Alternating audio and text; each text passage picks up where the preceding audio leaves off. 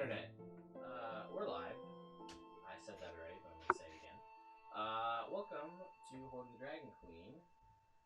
Also, it looks like we actually edited host mode for the because like what you told me the other day actually did happen to me one time where we started streaming and it didn't leave host mode. So, yep, told you. Yeah. Yeah. Happened to me yesterday. So dumb, right? I mean, come on. Let me make sure that this is not grabbing the microphone that's 15 feet behind me. It is. Sweet. Hey, there we go. We're on the mic that's right next to me now. That should make things a little bit better for you guys watching on stream. We'll turn down the volume of our spooky Lavender Town music here. Ooh. All right, so a couple of logistics to get out of the way. One, this is the last couple days of our D&D giveaway. I'm going to put a link to the chat, or in the chat to the giveaway. If you would like to enter to win some dice, character folios, character sheet binder, the Tomb of Annihilation convention exclusive dice bag. I'm cutting in and out a lot. Wonderful.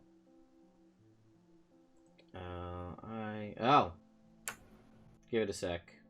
It's apparently Discord is causing those issues. Because my little green voice bar went down to a red voice bar. Is it better now? Yes. I think so. Keep talking. I'll let you know. Alright, I'm gonna keep talking. And a limited edition hobby store copy of Xanathar's Guide to Everything, as well as the convention Tomb of Annihilation exclusive dice bag and the dice. All of that will be given away. It ends this Friday, I believe. So, be on the lookout for that. So that's actually pretty much it for announcements at this point. I hope everybody in America who's celebrating had a wonderful Thanksgiving and ate way too much food and now regrets their life decisions. Because I know I did. And yeah, we're going to roll into the 24th, almost coming up to 25 episodes here of Hoard of the Dragon Queen. It's been a tumultuous 24 episodes, I think, to say the least. We've seen a lot of ups and downs, characters lost, players lost, but we've kind of got our groove on through the most boring part of the campaign, which is good. Now we'll get to the fun part. We just a logistical thing for you guys trying to keep track at home. We are switching to milestone experience. We were doing traditional experience, like most of you are familiar with.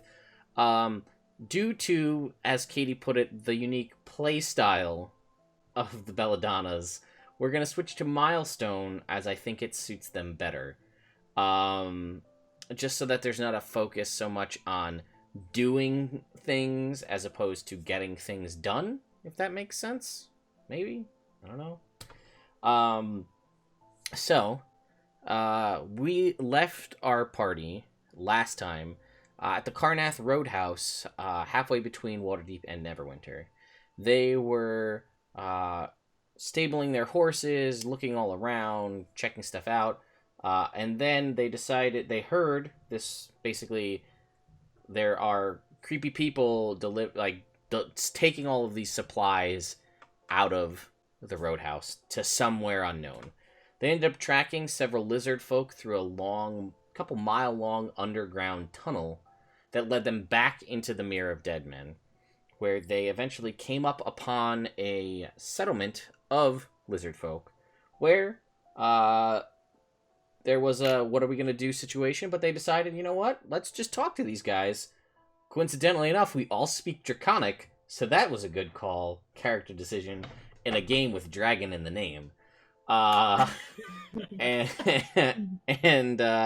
They actually ended up befriending Snapjaw, the chieftain of these lizardfolk people, as well as so Snapjaw and his two strongest warriors decided that they would aid the Belladonnas in their mission of basically heading through this swamp to where the caravans, the goods go. In turn, if the Belladonnas would help them stop the Bullywug uprising. Bullywugs being human-sized frog people that are just smelly and nasty and disgusting. And they decided that, you know what, these guys seem pretty cool. We hung out, we had a little peyote together. These guys seem like they're good peeps. Let's help them out. So that's where we're at. So we left our party paddling along in the canoes with Snapjaw. We basically split the party off into canoe formation, and I don't know if I wrote it down in here who was in what canoe. I'm with Lux. You and Lux, and then I think it was It was me and With Snapjaw. 2 dudes. That's right. Yeah, it was Odella. I just came to the page. It's Odella and Snapjaw, the leader, and then Mir and just the 2 strong warrior guys. And that's where we left off. So, you guys are traveling through the Mere of Dead Men, paddling along. It is quiet. You hear the occasional flutter or or a splash and a groan off in the distance. You'll hear a bird, fly by overhead. And, but it's eerie, as the Mirror of Dead Men tends to be. It's gray, it's foggy. The visibility is maybe 50 feet in front of the boat. It's about as far as you can see. It's just first light you guys left out, so it even still is a little bit dark. The sun is starting to crest through the sky, but it doesn't really penetrate the mist that surrounds the swamp, as just the sound of just the paddles dipping into the water, pulling along, the swish of the boat moving.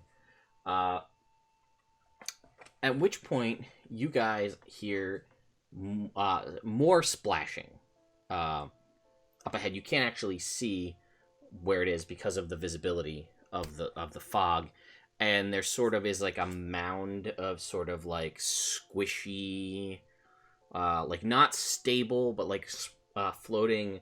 I want to say loam is the right word for this. Like swamp grass and stuff. So it's not stable that you could stand on, but it's a sizable enough chunk that it blocks your vision, and essentially making a bend that you guys have to paddle around. At which point you Mage armor. cast mage armor. I forgot that it lasts 8 hours, so I was like, you know what? I should probably just Do it every day, first Yeah. thing. Let me just get dressed with mage armor. Yeah, it's not a bad call, especially when it's charges from your staff and not an actual spell. Right.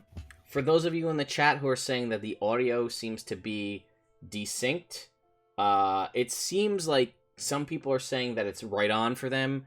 I would recommend refreshing, see if that fixes the audio sync issue on your end.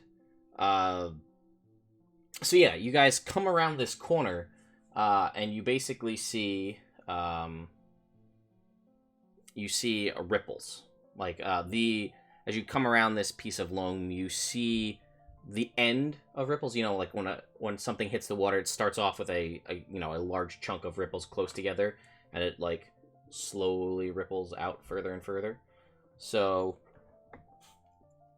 you guys see about, I don't know. You know what? Make me a perception check. Let's see how well you guys can detect, or a nature check, Guidance. I guess, whichever's better for you guys.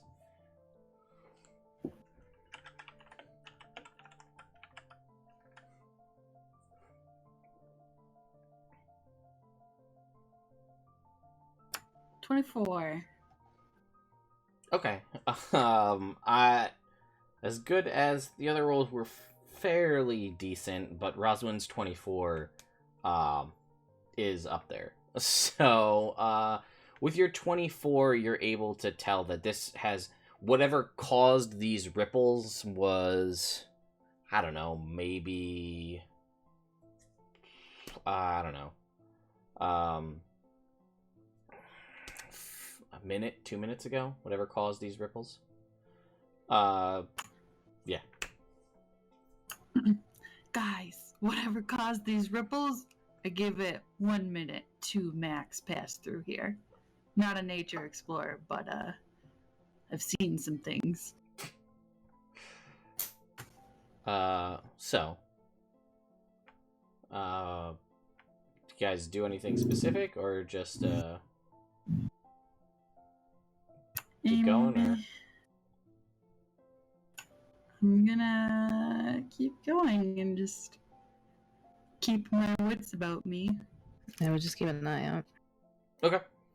So you guys paddle through this area. You basically are, I don't know, like you basically overtopped over top of these ripples.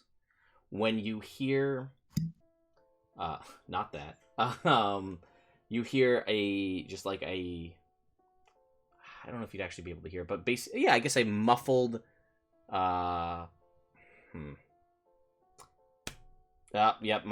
sorry for the cutting out. It's just my my Discord just having a wonderful time. So the Can you repeat what you said though? Because you said the Yeah. and then cut Sure.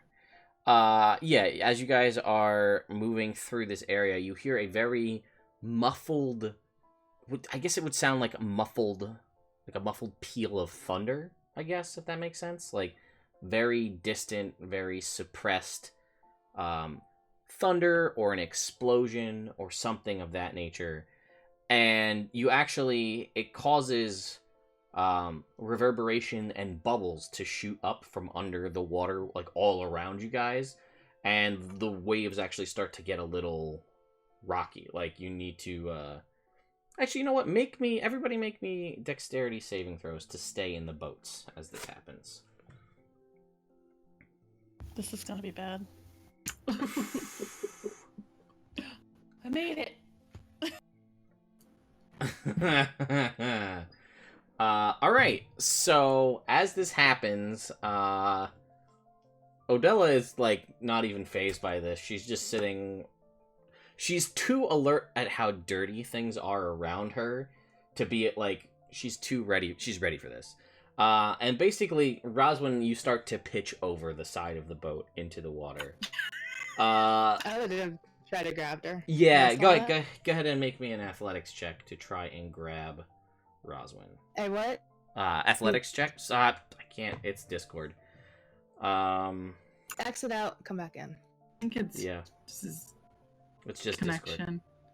Nah, because the stream's going fine. It's just Discord. I'm gonna quit out of Discord for a sec and come back in because everything else is up fine. So give me 1 sec. All right, 13 athletics. I will come back in just a sec. Stupid Discord. Well, hello, folks in the stream. I'm still here as I slowly load back into the Discord. Maybe. Now we get to see all the fun stuff that happens from when people donate to the stream. Maybe, if Discord will open up. Or not. Come on. There we go. Slowly getting there, guys. Also, hello to the crazy amount of people in the chat. It's like a lot more than normal for us. So that's fun. Hope you guys are enjoying. This is a... Of course, you guys all show up for a stream where there's a ton of technical difficulties.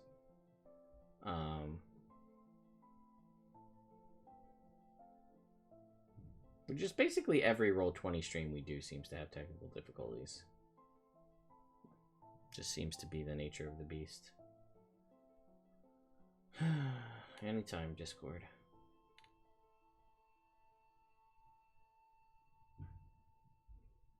Come on.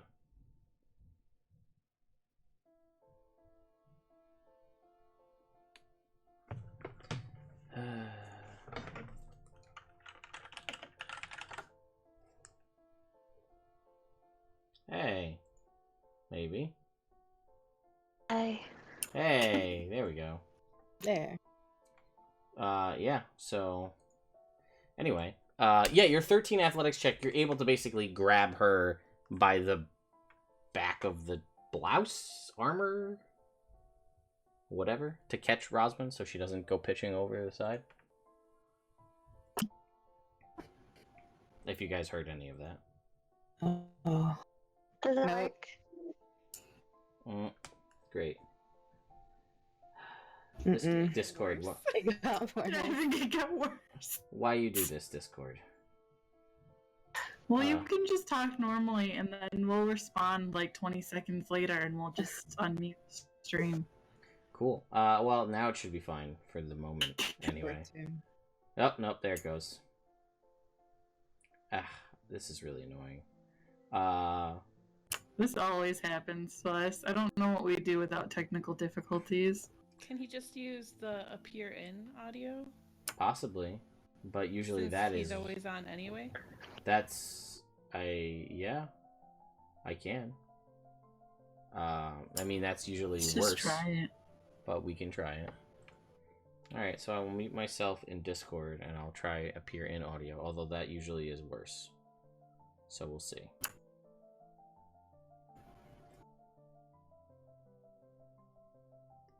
I don't know that anything could be worse than what it was.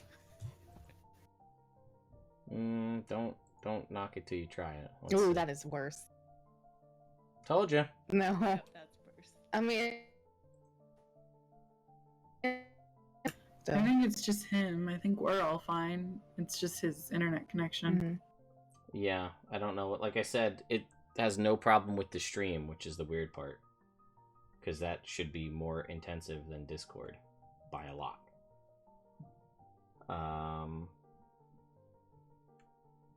Are we good now?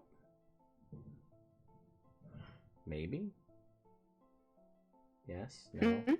What? No, Nope. I couldn't hear you at all when you said that. Great. Let's see.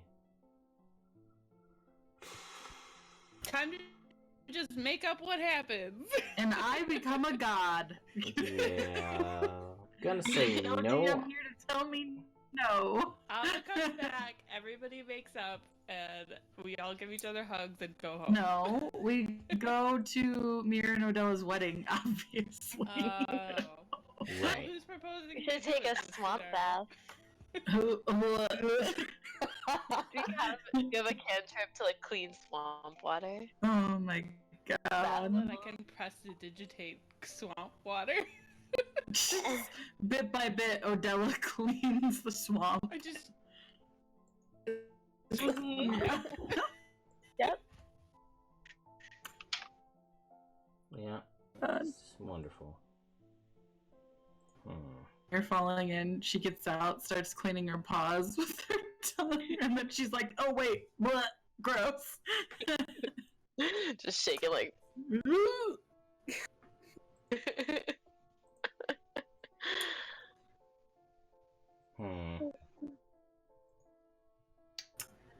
Alright, let me try one more time.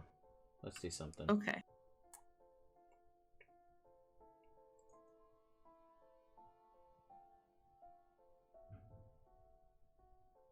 Ding. But like a good bath. Peyote. But pie, Alright. Odie. So we put it in the pie. What if we made pie flavored peyote? Can you guys hear Amazing. me now? Yeah. Yeah. Pie. So Okay. far. Great. So far. Let's see what happens. Okay. So, you catch Roswin, which was what I was getting at before, from before she pitches into the water. So that's good. Yay! Good job there. I don't know why I'm talking slower. Like, I feel like that's gonna make it better. It probably it's won't. working. I know. I'm gonna attempt to do this.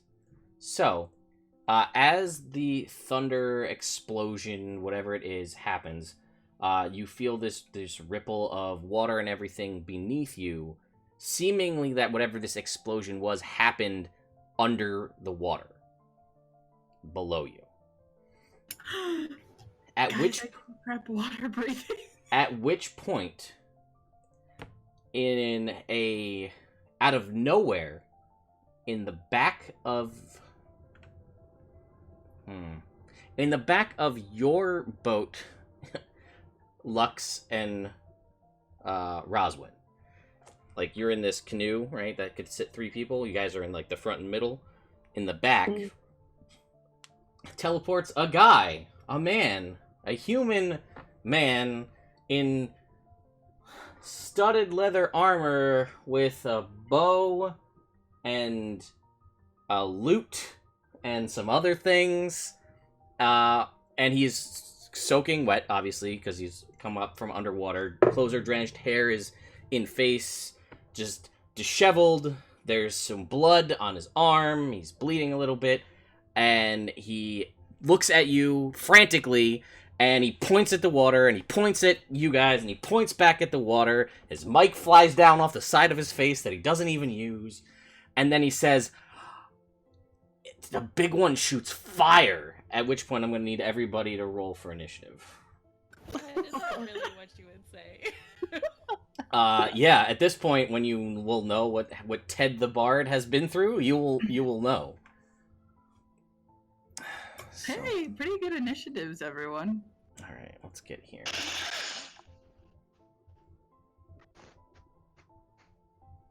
Maybe. There we go. So, let's see. Please. No mute. Shit. Rosman has a 17. Mir has a 24. That's okay. Odella has a 15. Lux has a 23, so we're good there. Oh, let's roll a couple other initiatives here.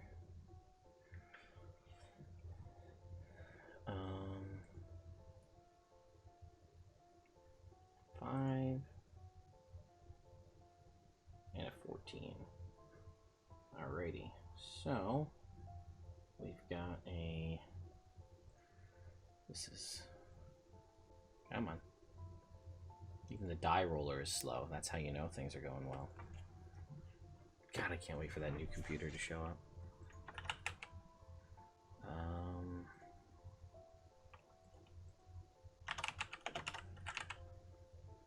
Okay, so either way, regardless of what things were rolled, it looks like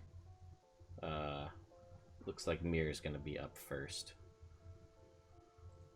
No, girl. What would you like to do? So it's underwater? That's what you assume, yeah. Am I good at swimming? You are.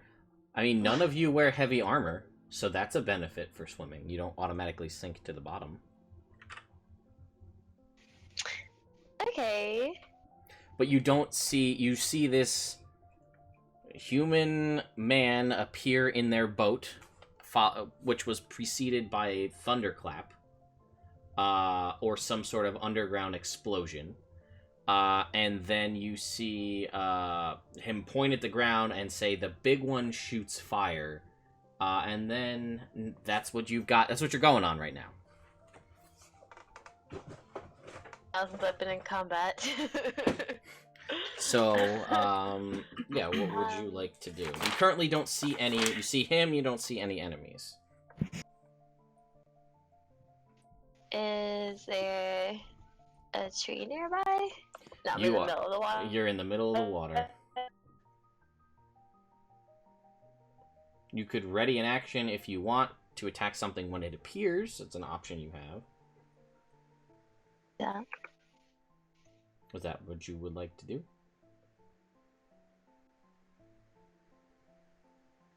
I messed up. I want to get my sword ready. Okay, both of them, right? Actually, Or no? bow. Okay. Yeah. So draw both of your swords and ready to attack if something gets within range, I'm guessing? Okay. I don't know why. Roswin should have a 17, right? Yep. Yeah. Oh, I didn't select my token. That's my bad. okay. That's all good. And the order didn't adjust because yours is supposed to be a 24. So then it is Lux's turn. I'm going to rage. Sure. As one does. And Fire, scary gold scales. Guy in the boat is a little put off by this, having never seen anything like this before. There's a shocked look on his face. And then what I'm gonna do, because he says, "Watch out for the fire." Yes. Lux is actually going to get out of the boat. What? And walk on water. Oh shit! I forgot about those. I That totally ring. forgot you could do that. All right, yeah. So he's just like, bah! And then you just step out onto the water like it's no big fucking deal, as you just stand, I assume, at the ready, on top of the water. Oh yeah. All right, sword drawn. You guys see the mist, and even a little bit of there is a mist formed around her in like a 5-foot radius around her, as the heat that roils off of her form kind of slightly evaporates the water in which she stands on. So not enough to do anything, not obfuscation of any kind, but there's some shit going on, right? That's pretty cool. And you are also readying, I'm assuming. Oh yeah, I'm ready. Anything that comes, near. Okay, what do I have as far as spells go? Gotta remember all of my things now. Because I got a new phone, which had my whole character sheet on it, and that phone is gone now, so I'm going off of what I can remember that I have. First world problems. I know, right? Yeah. And I reformatted my old phone so I could just give it to Wesley, so he doesn't keep stealing mine. Just bang that all around and break it. I don't care. Alright. So, you will see the gentleman in the back of the boat. He will draw forth an arrow, I guess, and knock it to a seemingly well-used but well-maintained longbow, and point kind of frantically at the water all around the boat, like doesn't know where things are going to come from. Roswin. All right, I am going to fly. Sure. 20 feet up, and I will hold my action till I see something that I want to attack. Okay. And then lastly, Odella. I'm going to use my ring of shooting stars and create 2 spheres of ball lightning and put them to either side of me. Okay. I don't remember. Does the ball lightning, is it persistent or does it go away? It's persistent until something other than me comes within 5 feet, and then it discharges. Gotcha. Okay, that's your action to use the ring? Yeah. Cool. All right. Just because we've never used it before. All of the things that no one's ever used are now coming into play all of a sudden. I don't think we've really had a fight. Yeah. There was potential for a couple. There was some accusations of you murdered this person, and everybody just talked him down. So my characters talk people down. Yeah, eloquently as fuck. It's crazy. At which point, now, as you guys, everybody's at the ready, what's going on? You see, basically, thunk, thunk. You hear, and this is the sound that it makes. And there is, how many of you guys are there? There's 4, Snapjaw, and then 10. So, 5. Thunk, thunk, thunk, thunk. Of what look like horse-sized turtle shells. Just thunk, thunk, thunk, thunk. Up out of the water, at which point They basically pop up to the surface, and they are sort of all around. Basically, they're in between all of the boats, except one is kind of off to the side.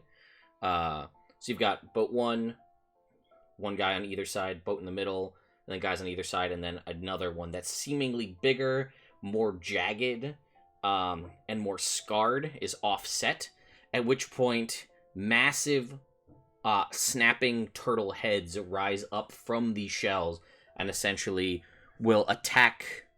Oh, we should switch up to some combat music. Well, they're going to attack, so I'm gonna figure out who they attack, or whether they just attack the boat and then try to sink the boat. Because, I mean, they're not that intelligent. Because so. why not? Well, I mean, they're not that intelligent. That's the biggest thing there, right? Except for, oh yes, the lightning will go off.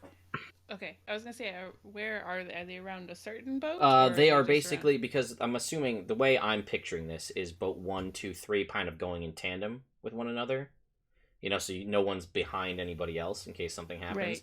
So they basically are going to appear in between each boat and on the outsides. So there is one on either side of, like, to the left and right of your canoe. Okay, so both of those should go off. So yeah, go ahead and roll, or whatever you got to do for that. They have to make saves, or... They make a DC 15 dexterity save. Well, you know, as a general rule, turtles are quite dexterous, so that's pretty good for them. Turtles submersed in water. Real good. Oh, actually. What was the DC? 15. Well, one makes it with a 16 because they have no dex. And then the other one will fail. So go ahead, while I pull up battle music, go ahead and give me the damage rolls for that, please. Well, success is no damage. Oh, no damage. Oh, that's a bummer. Yeah. Those kind of... It is a bummer. I didn't expect that, but that's what I'm reading, so... Yeah. But that's the other one. That one takes 13 points of lightning damage. Alright. Wow, this pencil. Alright. So, that goes off. They have since popped up. Everybody had readied actions to attack when something appeared. So, everybody's readied actions go off. Let's just start at the top with Mirror. So, your readied actions goes off. These big turtle shells have appeared next to your boat. You are in the middle with a lizard. Oh, I forgot to put the lizard folk in the initiative. On either side of you, what would you like to do? I don't see myself on the initiative thing.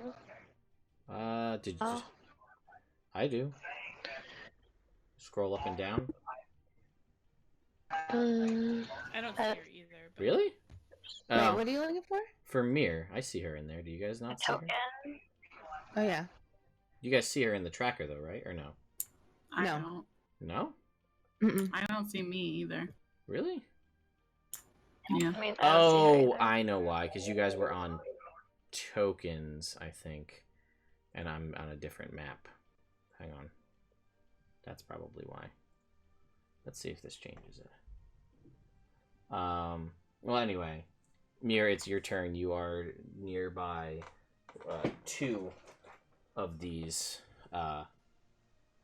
giant snapping turtles. Okay. Can I use my main hand short sword on one and my offhand on the other? If you want to, sure. Go ahead. Make your attack roll against the first guy. Sorry,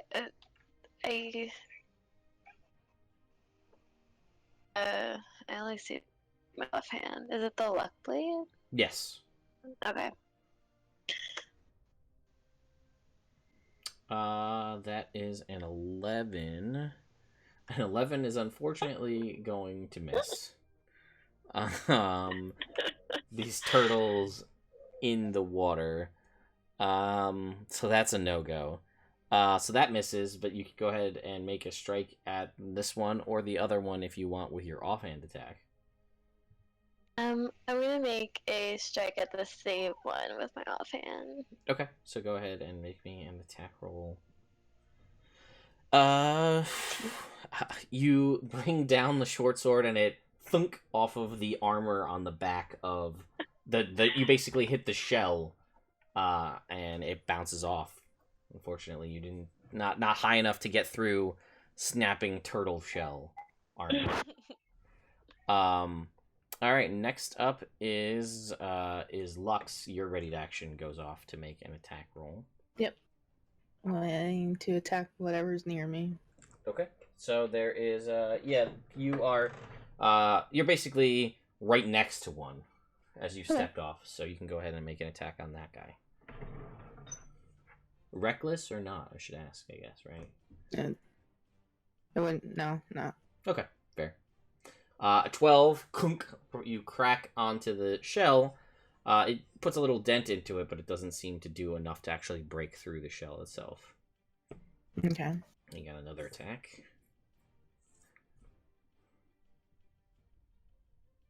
A 19 does, however, break into the shell, so go ahead and make a roll your 13 points of damage on this guy. This is not the guy Odella hit, so another 13 points to this guy.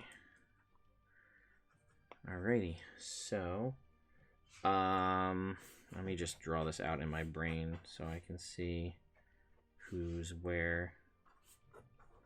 Alright, cool. Alright, so turtle, other turtle. Cool. Then it's your new random acquaintance who appeared in the boat.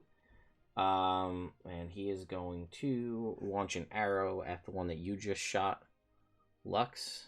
So that's going to be a number 13 plus an amount 13. And yeah, and it's a 19, so that will hit. So that's going to deal... Hey, max damage. 11 points of damage to that guy. Alright. So, that's his turn. Roswin, your ready to action goes off as well. Okay. So, can I just intelligence, if I use Call Lightning, is it gonna shock everybody? It probably wouldn't shock those of you in the boats, but it might potentially get Lux because she's literally. I said it won't shock people in the boats because they're in the boat. Okay. But it might get Lux because she's literally standing on the water. Okay, then I will just do my standard moonbeam. Okay. On which one? Whatever one's closest to Lux. Okay. Then yeah, go ahead. He's got to make a con save. Yeah, con, yeah. For Roswin level of damage. Except when it's on giant owls. Yeah. Then I ruin them. I think that's my favorite enemy. Yes, giant owls. Friends of family pets. So it fails by a lot. So it's going to take 7 points of radiant damage, and you guys now see this column of moonlight has sort of lit up the area surrounding this this turtle. Toidle, yes. I forgot to roll for the lizard folk, so they're actually going to go before the turtles, but after Odella. You went around. You did your action. Never mind. You didn't ready.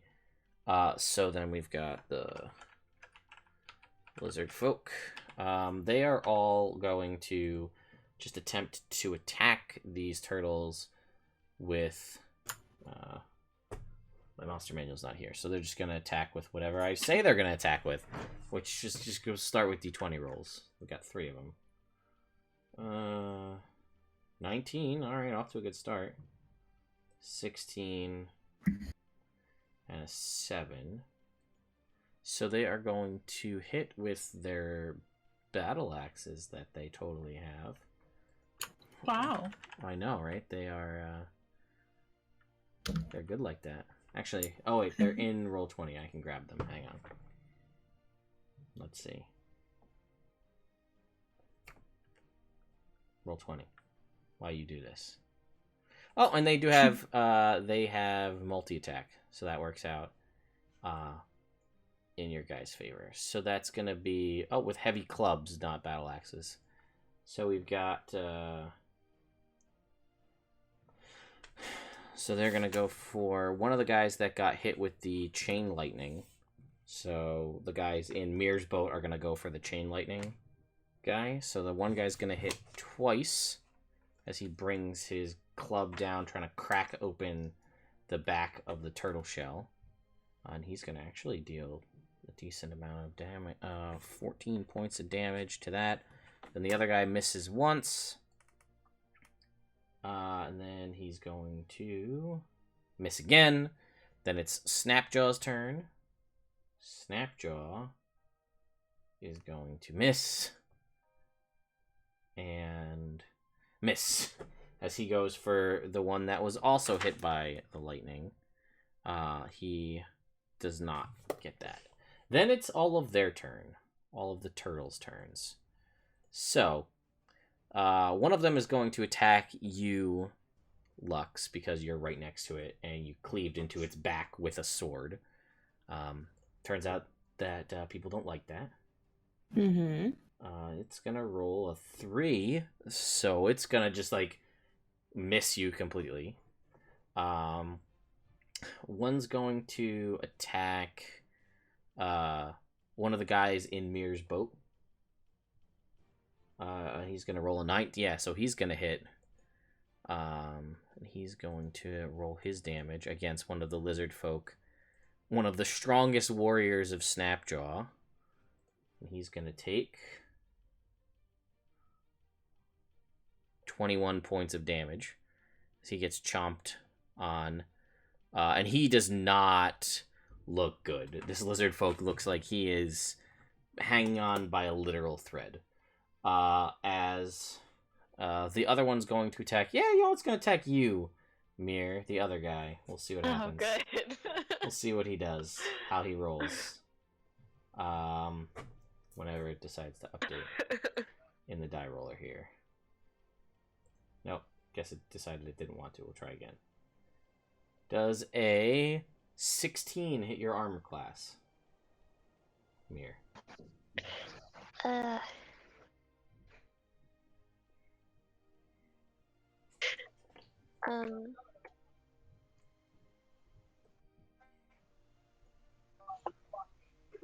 it does not. It does not? What's AC 17? Oh, yeah, it's way higher. You got the +2 studded leather. Never mind. So it misses.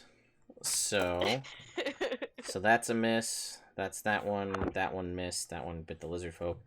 And then there's one. Since Ted's the only one left in the boat, because Roswin flew up and Lux jumped off the side, this one's gonna attack Ted. I'm gonna crit myself. Is that what's gonna happen?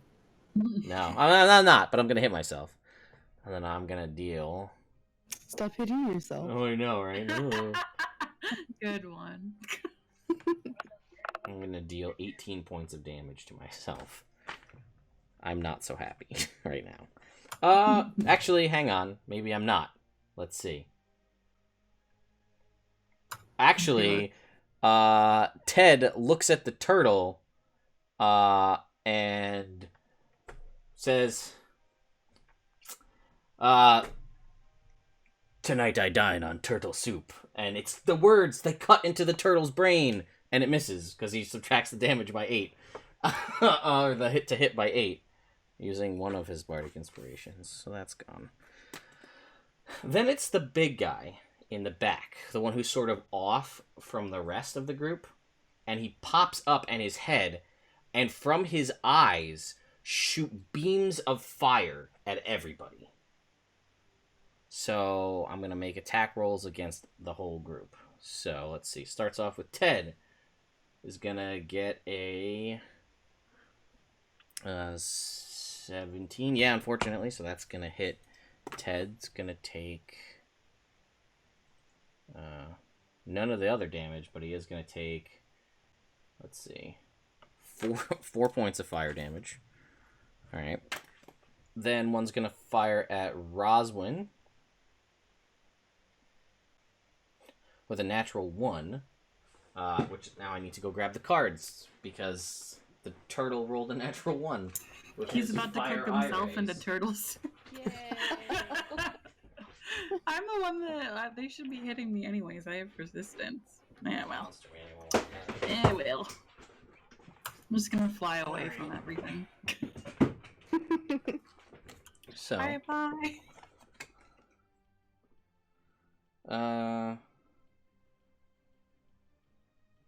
so at this point, a crocodile pops up out of the water and attacks the turtle with the eye beams. What the fuck is going on in this swamp Says, right now? Thank you, my friend. Rosman, you've got friends everywhere. People really seem to like me sometimes. I don't know what it is. So he rolled a 16, and he's gonna deal 1d10, 7 points of damage to this big turtle. And the turtle is grappled and restrained by this alligator jaws. Then he's gonna shoot a beam at Lux for 7 and miss. Then he's gonna shoot a beam at Odella and get a 6 or a 9 rather. He's gonna miss. Then he's gonna shoot at Mir and get an 18. All right, you're gonna take a whole. Well, if he's restrained, he gets disadvantage on attack rolls. You are correct. In that, so he's gonna roll second time for this. I guess we'll say. Doesn't matter. You either way, you take 3 points of fire damage, a big 3. And then we gotta go for some lizard folk.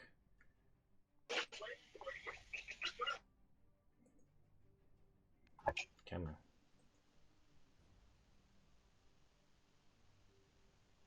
on. And he's going to miss all of them. So Ted's the only one who gets hit with the fire. Then, Oh, dead. yeah, it's alright. It happens. Then it's gonna go to the top of the round, which puts it back to Mir. Okay. You have turtles on either side of you. One has taken more damage than the other. Which has taken none. Go in on that one with my 2 short swords. Okay. Get it, girl. Let's see what you got. A 16 misses as you ding off of the armor of the turtle with the first attack. Make a second attack. Some problems right now. Make That a is not a lucky blade. I was gonna say, yeah. Make a second attack. The luck comes from the fact that it has a wish spell built into it. So the second one also bangs off. And that's the end of Mir's turn. Lux, it's your turn now. Yeah, I'm going to go after the same one Okay. next to me. Go ahead. You have 2 attacks against this guy. I'm going to go reckless. All right. Reckless. Let's reckless this turtle here. Now it's... I forgot how to... It it should roll 2, right? And then we'll just take the higher to the advantage. Yeah.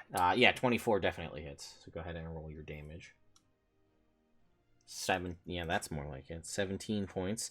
All right, so you're cleaving more chunks out of the back of the shell. It is still up though, so make your second attack. And it would still be reckless, right? Yeah, when you make the first Yeah. one. It 23 hits as well. So go ahead and roll damage again. 18 points. Oh. That is a lot better than the last time. So it does not. You've basically carved open a decent chunk into the back. Like you basically broke through the back of this turtle shell. You can start to see some of the squishy bits on the inside. Okay, so at the appearance of the crocodile, Ted also looks a little like, what is even going on right now? Because this is just not what normally happens. in a situation like this. So he is going to... Let's see. What do we have that we can do? Oh boy, not a whole lot. Because I stupidly didn't... See, I can't look cool because I put all the enemies all apart, so you can't hit them with like an AoE and look super awesome. But, oh well. It is what it is. He is going to look to the cat person who just keeps missing. And he's gonna say, no, but like for real, it'd be great if you could just get one of them this time. And I'm gonna give you bardic inspiration so you can add a D8 to one of your attack roll, a saving throw, or a skill check within the next 10 minutes. And he's going to cast a spell at the big guy with the fire eyes, and he's going to make that guy make a Constitution saving throw, which it is going to fail, and then he's gonna deal some damage to it. 21 points of damage get dealt to this big guy, as you watch a kind of a cube-like, spherical-like area around it just intensifies with vibration as the water, the air, and bits of the shell seem to shatter. And I love that spell. And then it is Rosman's turn. Okay, well, I'm gonna, since the turtle didn't move, I'm gonna keep that moonbeam on him. And then something I haven't done in forever, because I realized that, like, all of my spells are concentration. I should think this through better. I'm just gonna produce flame at them. Hey, that's a thing you can do. Yeah. So first he's gotta make a con save, right? This turtle by Lux. I think it's at the beginning of his turn. Oh, it's okay. You're right. Okay, so then go ahead. Yeah. And make your produce flame roll. Oof. 18? Ooh. Yeah. 18 does hit. Boop. 10. It would have been nice if it was Crit. Yeah. Yeah, crit would have been great. It does not look good as it gets hit with this fire. That was your action. Did you want to do anything as a bonus action? Yes. My little lizard friend, I'll give him 2d6 of heals. Oh, you're The one who looks like shit. Oh, sure. Oh, great. Yeah, he's not doing so hot. So 5 points to you, my friend. Woo-hoo! He seems, and the 2 temporary hit points. Don't forget those. That might be the difference between life and death for him. All right, then it is Odella's turn. Okay, 2 questions. Yes. 1, how are the turtles looking? One of them looks bad. The other ones look great. Okay, because and then 3 of them, 3 of them basically haven't been hit. Okay, and then drinking a potion, bonus action or action? Bonus action. Okay, so what I'm gonna do is I am going to twin guiding bolt. Sure. And then hit 2 of the turtles. Which 2 would you like to go? Because where you are, because you're the center boat, because Snapjaw is in your boat. You've got the guy to your left is the one that Lux has been wailing on. The guy to your right is the one that got hit with the lightning. And the guy that Mira has constantly missed. So the one that looks She's just bad like is the one that Lux has been wailing on. Right? Yes. They both look damaged. The 2 on the far outside haven't been touched. And the big guy, aside from being in the jaws of a crocodile, seems to be relatively okay. So I'm going to do the one that was lightninged and then the one by Mir. Okay. Because I got to protect my boo. Sure. As you do. And then OTP. bonus action, I'm going to drink a potion. Got it. So go ahead. Let me see them rolls. I don't believe you got anything in there, but I think Lux and Roswin.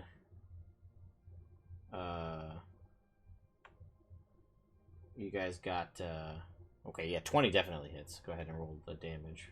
Both of those hit actually. So 13 to the one by Lux and 11 to the one by Mir. So the one by Lux, as you blast it with this, it No, just... not the one by Lux. The one that I hit with lightning.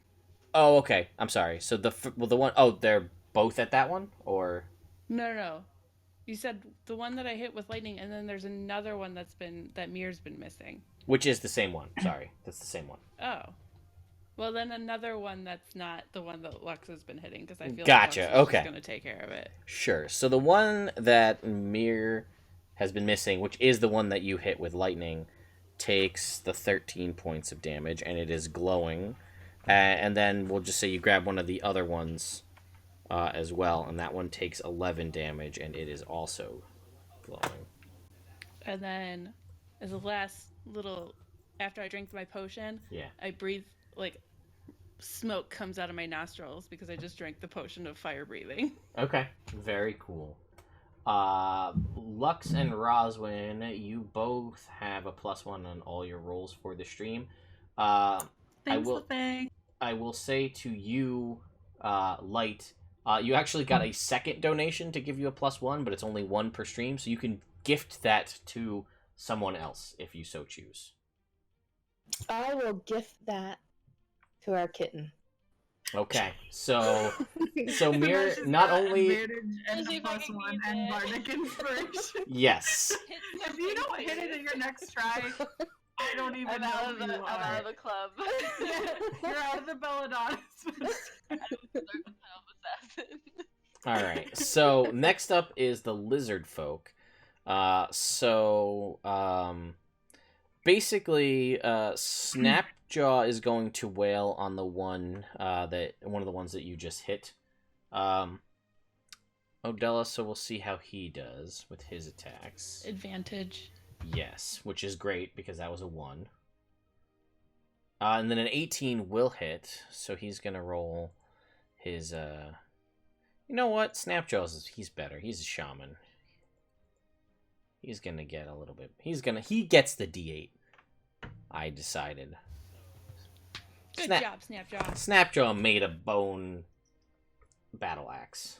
So he's gonna roll a 2 anyway. So It's okay, Snapjaw. There's better luck next time. yeah, so he's gonna deal that, but he's going to make a second attack, not an advantage, for a 2. And then he's gonna make a bonus action punch, because you see that his shield looks like a turtle shell, but it has 2 bone spikes coming off of it, so he's gonna try to stab it.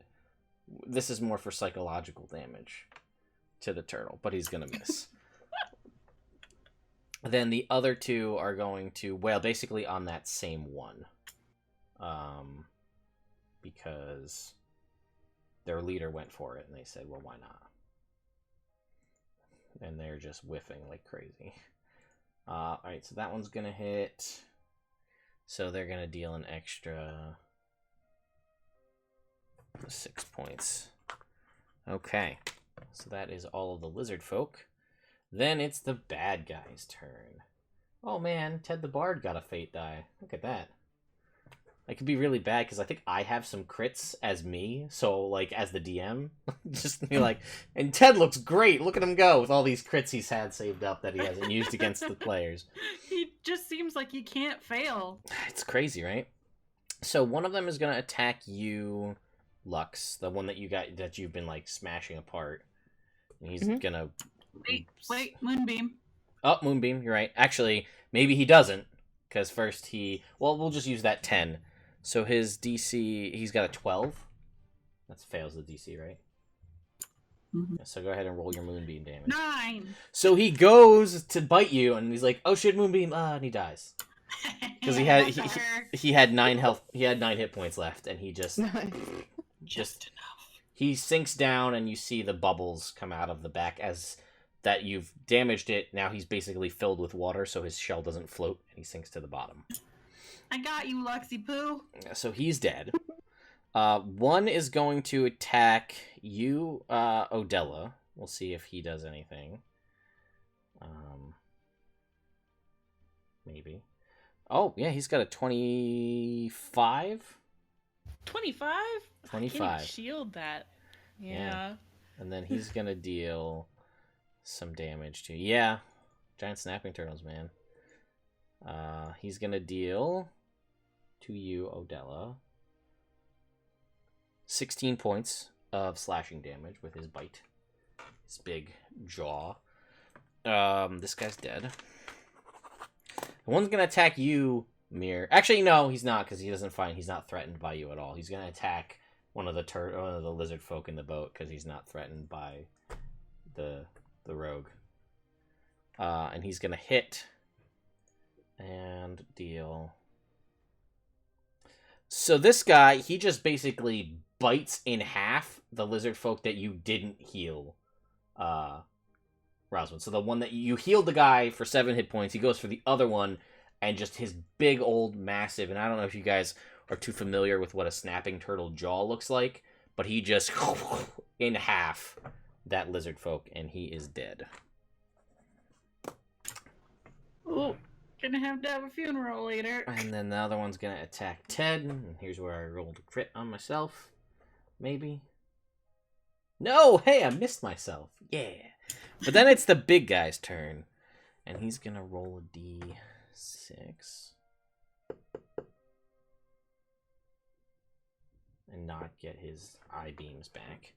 So he's going to swim up to between Lux and Ted, and he's gonna make 2 attacks, because he gets 2 attacks. One at Lux and then one at Ted. Oh, and he has an advantage, I forgot. Because you recklessed before. Does he go into the moonbeam?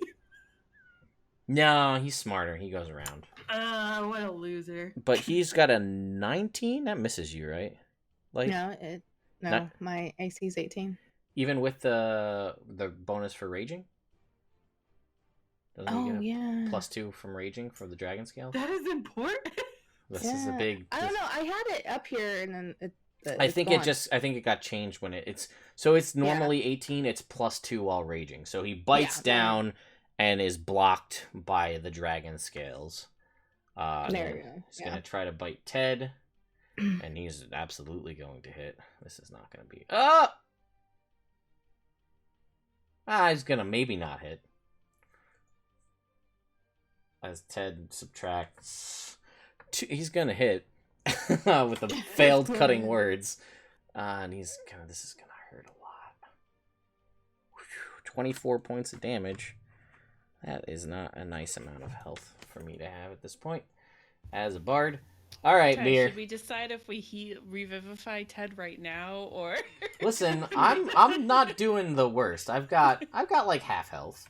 I'm just joking. I've got like half health. Give me a sec here. Hang on. Do you honestly think Roswin would go anywhere with this stranger who's Seriously. helping them just dead? Like, she'd be like, pull him up. We must perform the ritual. Alright.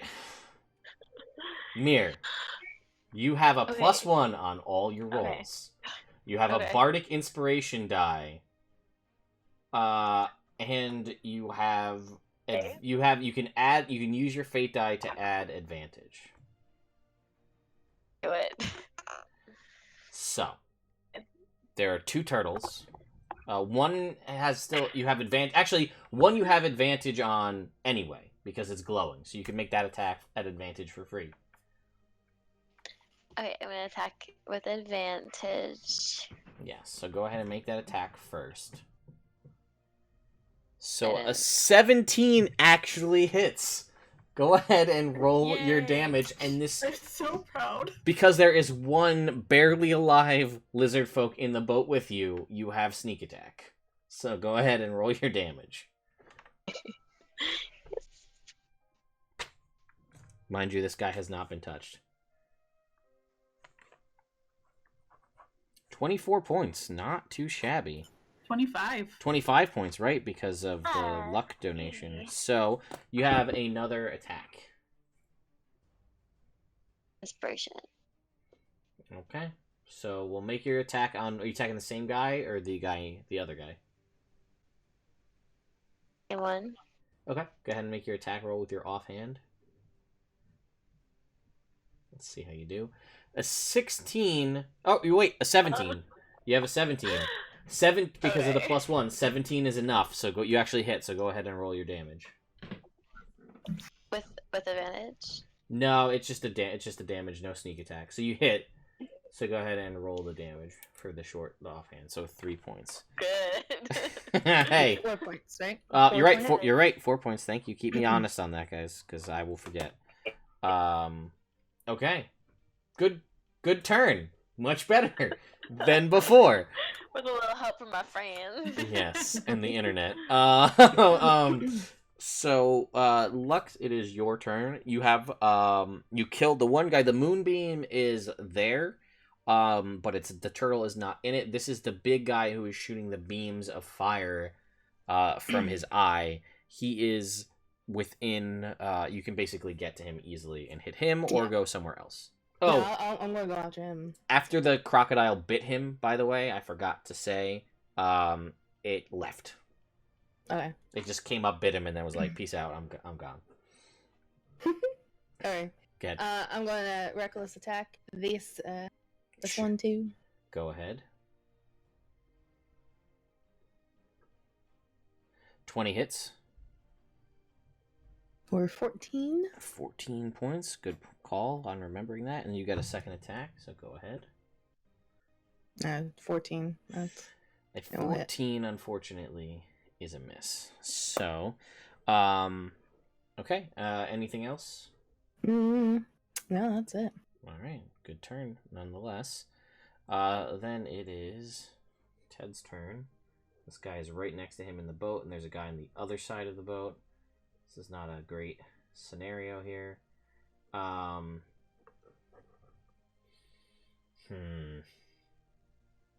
never chose my magical secrets. Oh, you fail. I know what I would normally take, but it's Xanathar's, right? So there's all those super cool new spells. Actually, I did take.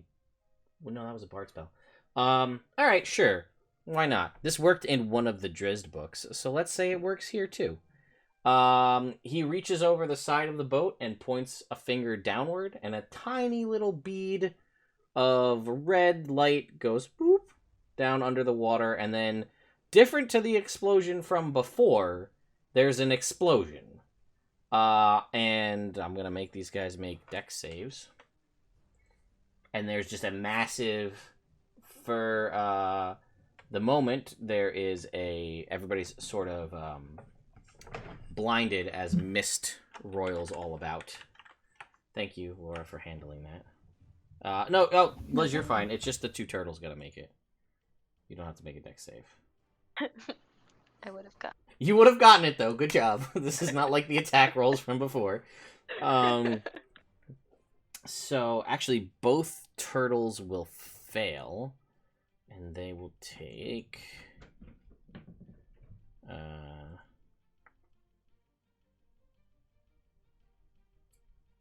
31 points of fire damage. This other guy didn't even take any damage yet, so that's not great. Okay, it's better than nothing. 35. Math. Yeah, as basically what you saw was a detonation of a fireball underwater, which works because magic. And it basically causes mist to roil up, essentially obscuring things in a 20-foot radius around there. And then, as a bonus action, gonna give Lux Bardic Inspiration by, like, what you did to that one over there, just do it to this one. And you have a D8 Bardic Inspiration die. Okay, cool. And then it is Rosmund's turn. I am going to move my moonbeam for my action to the big turtle, not hitting any of my buddies on the way. Sure. So he has to make the save now, right? Because he just entered it. Mm-hmm. Okay. He got a 17. That saves. Oh, and the one time I do really well. I know, right? What That's some giant 9 owl point- level. That is some giant owl level of damage right there. Yeah, 10 points of damage because of my +1. Correct. All right, so that's good math. I like that math. That was your action. Anything else? Yeah, bonus action. I'm gonna throw some heals to Teddy. Oh, yay, me. So how many am I getting? 2? Oh, I get 5. you're All good. right. Yeah. And 2 temps. What up? Okay. That's it for you, correct? Yep. All right, Odella, it is your turn. There is, still 4 turtles, basically, yeah. Well, there's only one's been killed. These guys seem to be pretty beefy. Okay, You have basically the big turtle is to your left, and then all the other ones have taken damage. okay. Big turtle to my left. Is Yeah. he within 30 feet of me? Yes. Is there anybody else in that line of fire? Are you doing a line-based spell? You could probably adjust your positioning so you wouldn't hit Lux with it. You may hit the boat that Lux and Roswin and Ted is currently standing in, but just the boat, not any people. Well, it's just one target. I just don't want. Yeah, to, I didn't know sure. if there's. Okay. Go for it. then Well, you I'm want to gonna do breathe. this. Let's do this. I know you. I'm wanna gonna do breathe fire back at him. it. Yeah, let's get it. All right. So, what's he gonna make a dex save, or do you just? Yeah, dex save. Okay. Turtles not typically good at those. He passes. Except today he is. So go ahead and roll your Takes half damage. damage.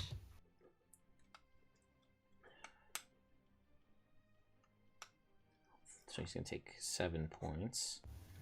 And that was my bonus action. Okay. And What do then you for do? my action, I'm Uh-huh. gonna use 5 charges of my magic missile wand. So that puts it at. Fuck this shit up. That puts it at 6th Fuck it up. level. So that's 3, 4, 5. What is that? 7d4 plus 7. Is that right? Yeah, that sounds right. Yeah, it's 3 at first, and then you upcast it by 5 levels. So yeah, 8d4. Or no, 7. Sorry, 7d4 plus 7. 7. Are these all going at the big guy? Did Yeah, Odella get He time doesn't more? look that bad, right? No, No, I didn't get time more. He looks like he's that fireball seemed to take a decent chunk out of him. He's been getting chipped down a little bit, and Yeah, we'll just all at him. We'll okay. unload. I don't think Odella got Timora. I did not. Yeah, so go ahead and That's a lot of That's a ones. lot of ones.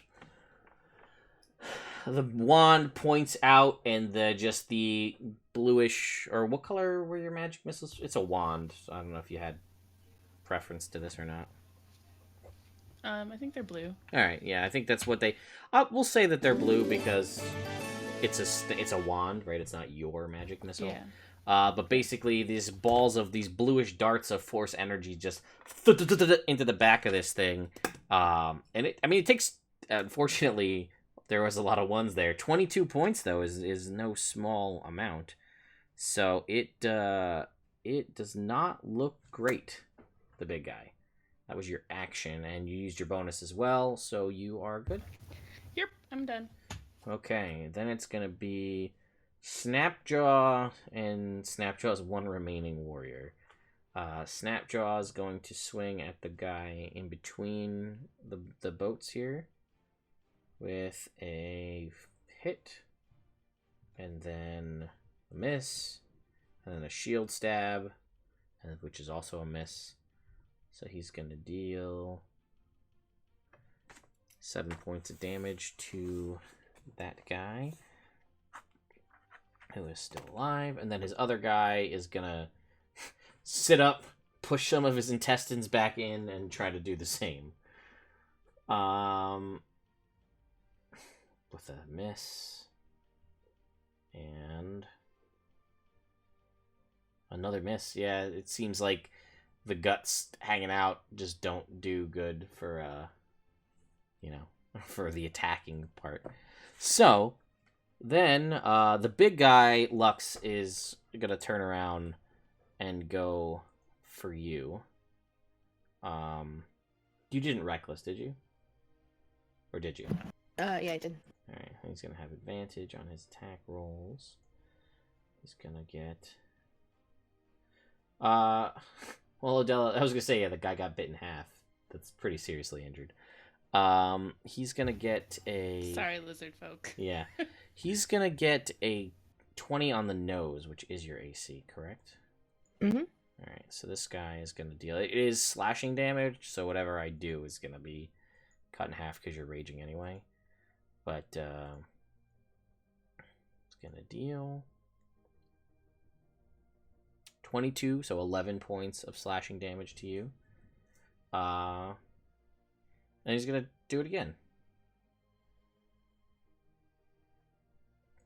For... Ooh, oh no. A natural 20. Where are my cards at? So this guy... Looks. He bites into you. Wait. I want to see something before... Before you die. I don't know. I'm just kidding. You have a ton of health. I know. Hold on.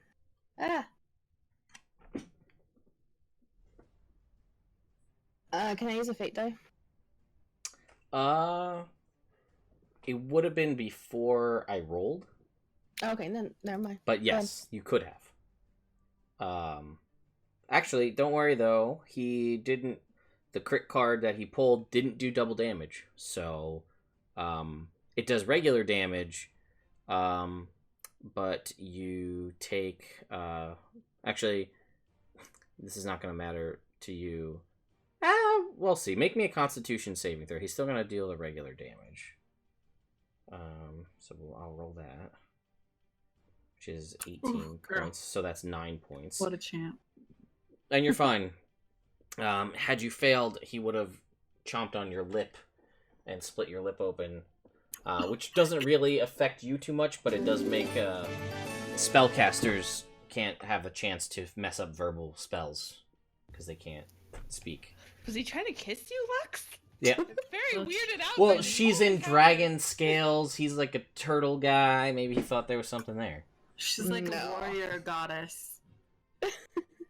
But denied. So that was that guy. Then this guy's gonna attack Ted because he's the only one who he can hit. And he's going to... Hey, he's gonna miss. That's not bad. Then one's gonna go for Mir. Now, having done damage, realizes that this is probably the threat.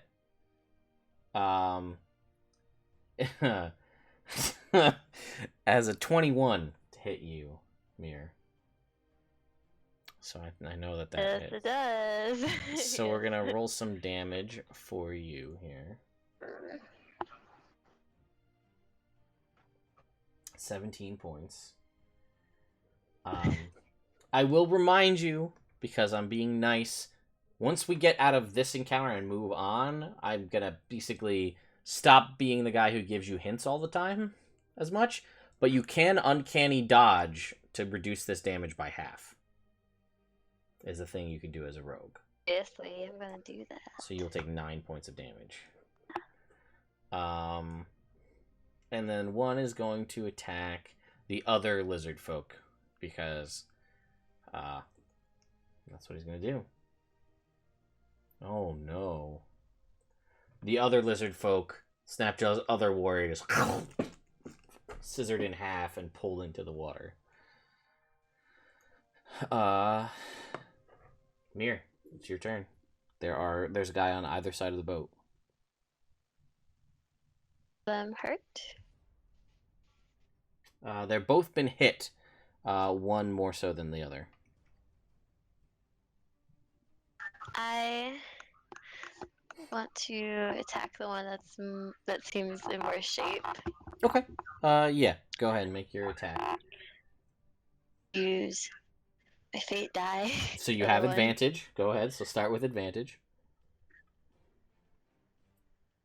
Good, because a 15 would have missed, but a 23 does hit, so go ahead and roll your damage. This is sneak attack.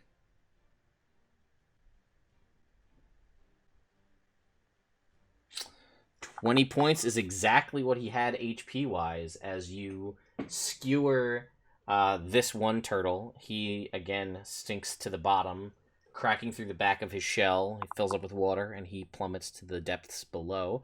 There is one other guy on the other side that has been hit, but not for that much.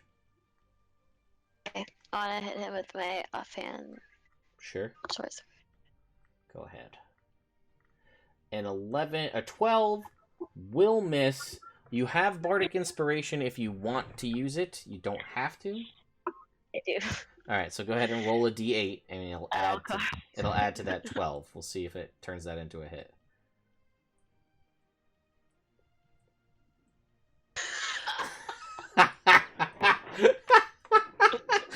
Oh my god, I quit. Guys, I'm just gonna go back to where I came from. I can't do this mission. The heart bomb is gonna explode. Who's gonna be the mysterious one in the group? Then you hear from across the battlefield, "Come on!" Lux, it is your turn. My god. Okay. Yeah, I'm gonna reckless attack. Okay. Oh, Rosman, did that guy take damage on his turn? The big turtle? For being in the moonbeam? Was that the round that I got a really amazing? And then he made it? I thought that was the when next round? that's when you moved it. Oh, yeah, you're right. He needs to take damage. Alright.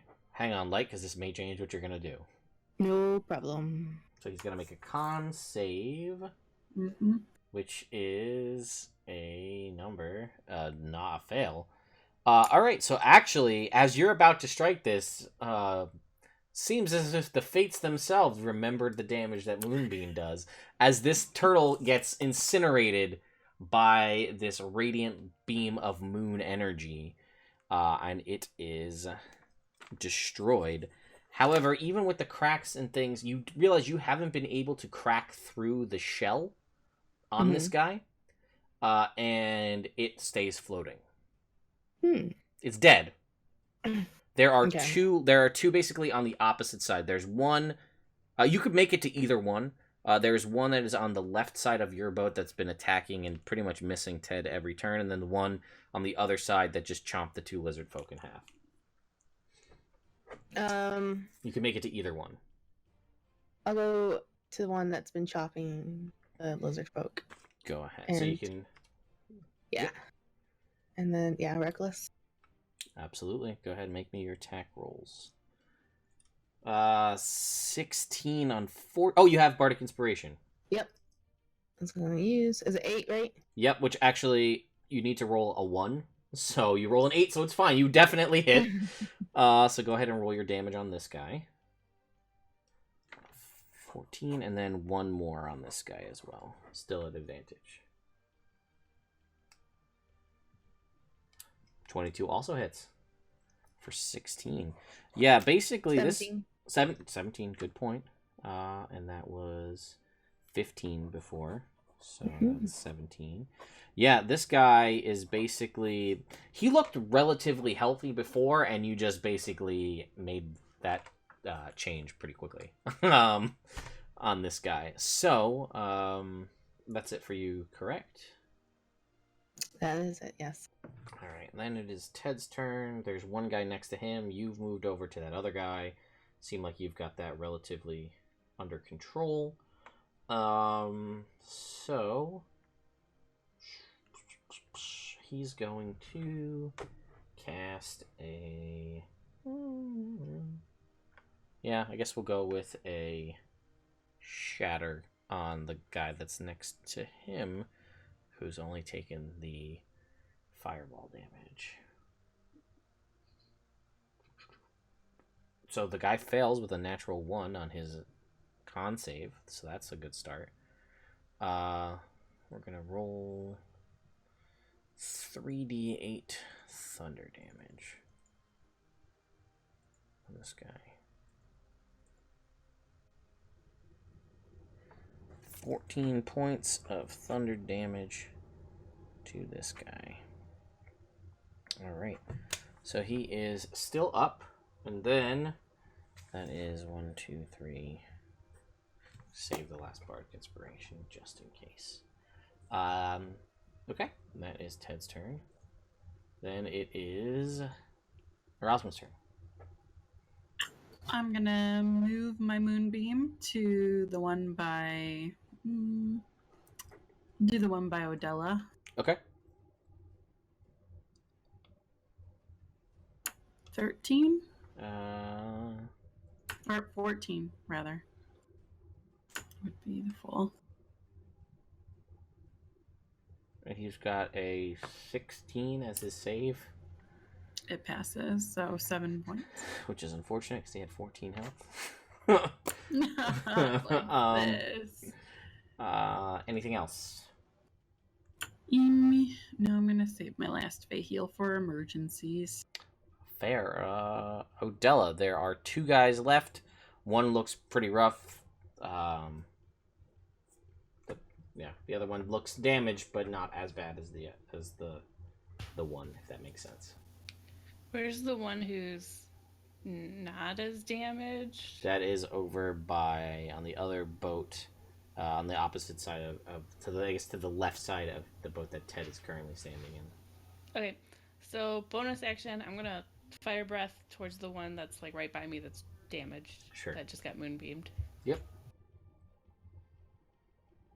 Oh, he's gonna make a So- dex save. Dex save, yeah. He's got a 10.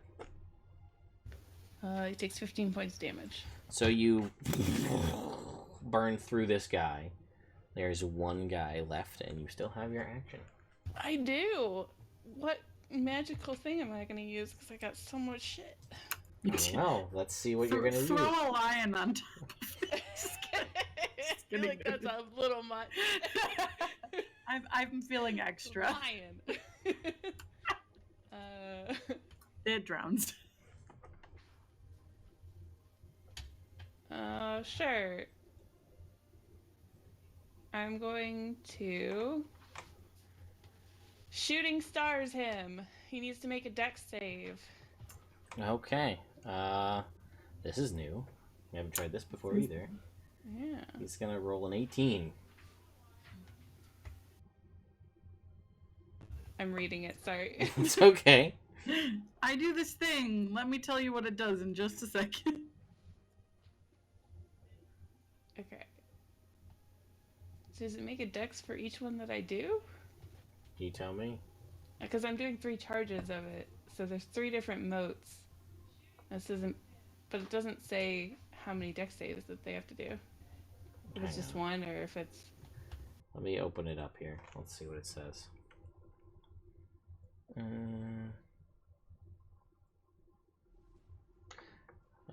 Okay, shooting star. You expend 1 to 3 charges in action. For every charge you expend, you launch a glowing mote of light.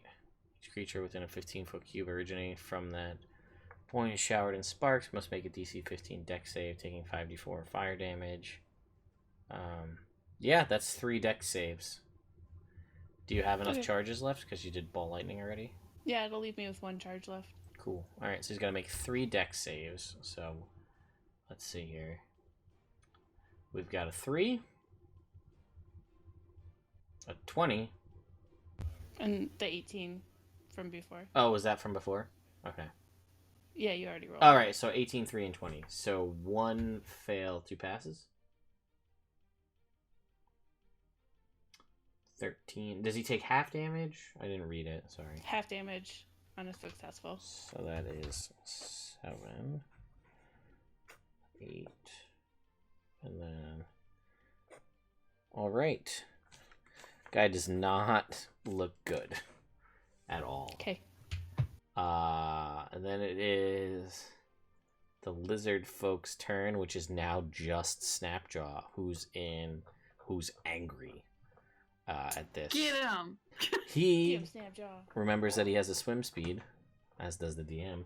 And he leaps into the water after this thing, and he swims very similar to the way a crocodile swims, moving at high speed, and he just bites into this thing, or at least attempts to do so.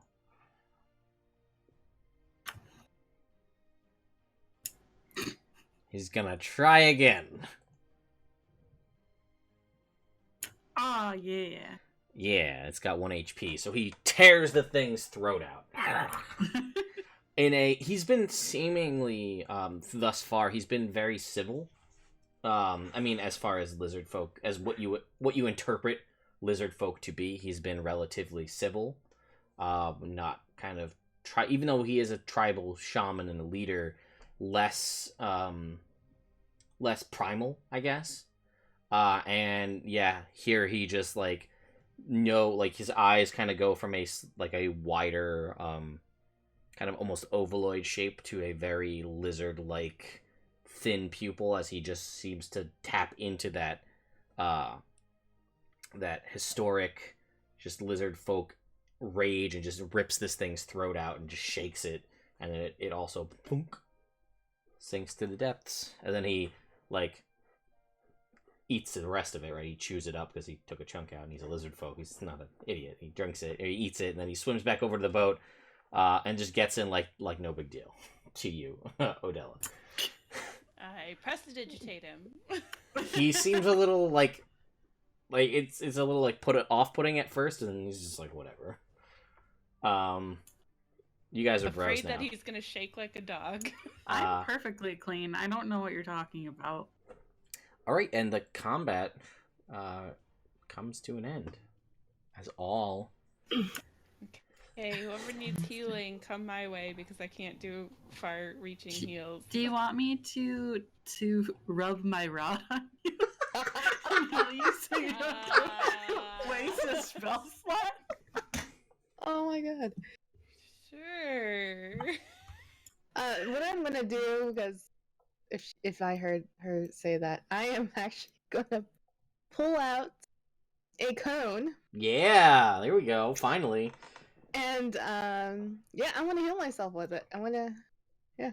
Lux don't need nobody. Yeah, She's Lux. a strong, independent woman. Lux pulls out this basically like old school megaphone and speaks a word of healing through it. At which point, yeah, you can go ahead and roll whatever the healing is for that.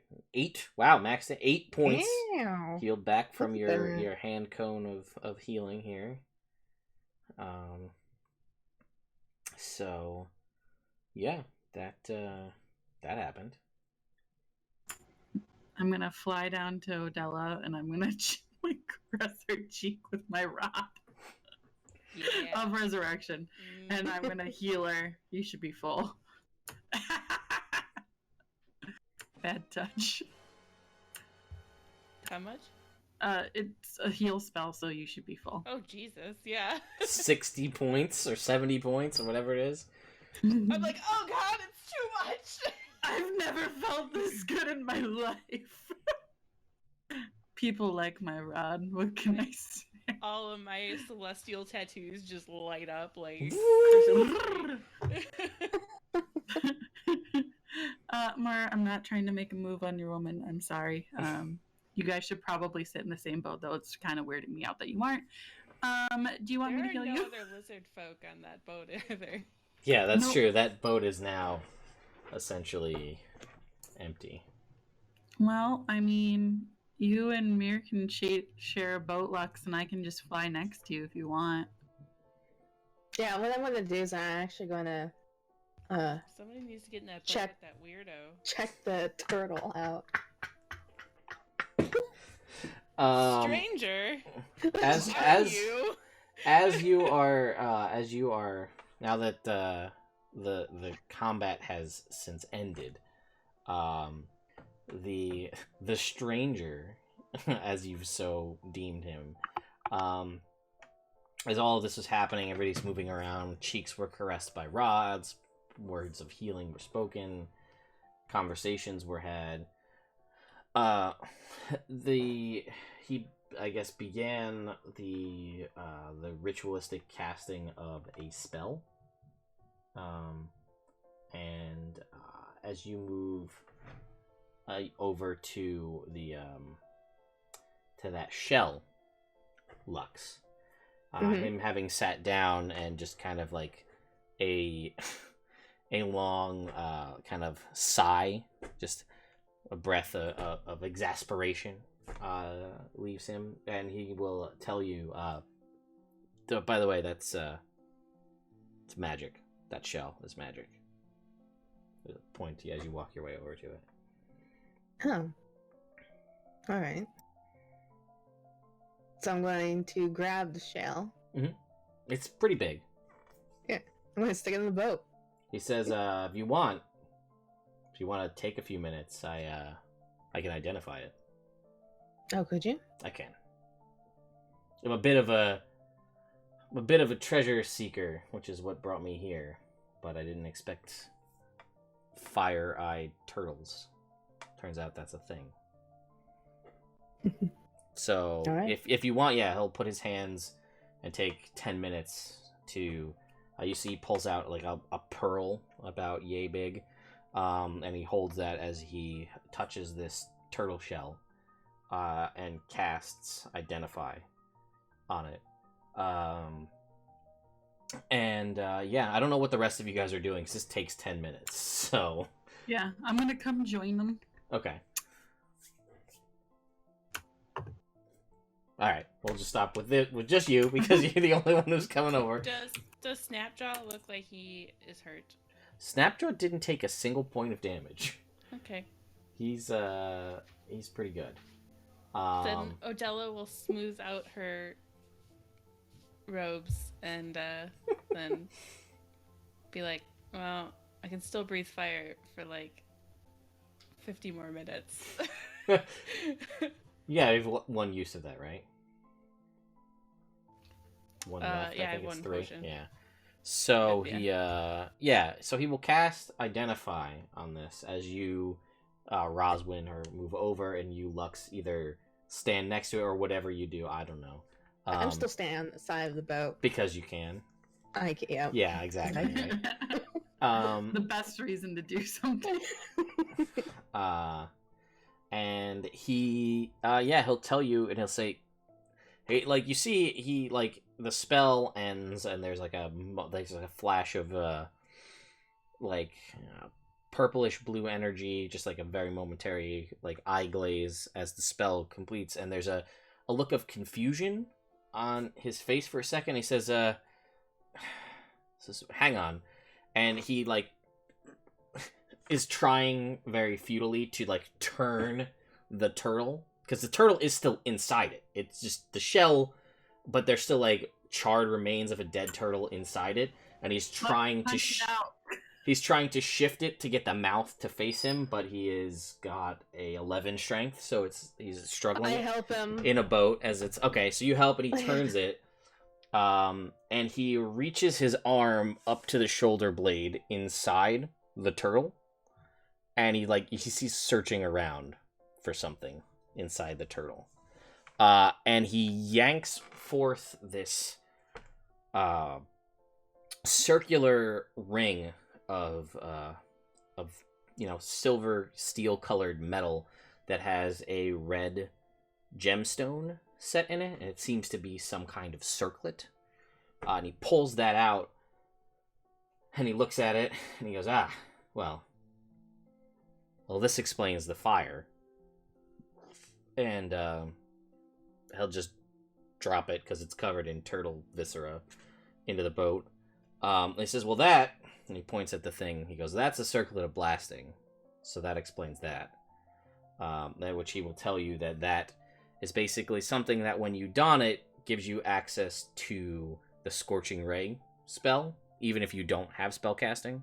It gives you access to Scorching Ray, I think, once a long rest or a short rest. My Dungeon Master's Guide is somewhere. But anyway, it's a circle. Actually, it's probably here in Roll20.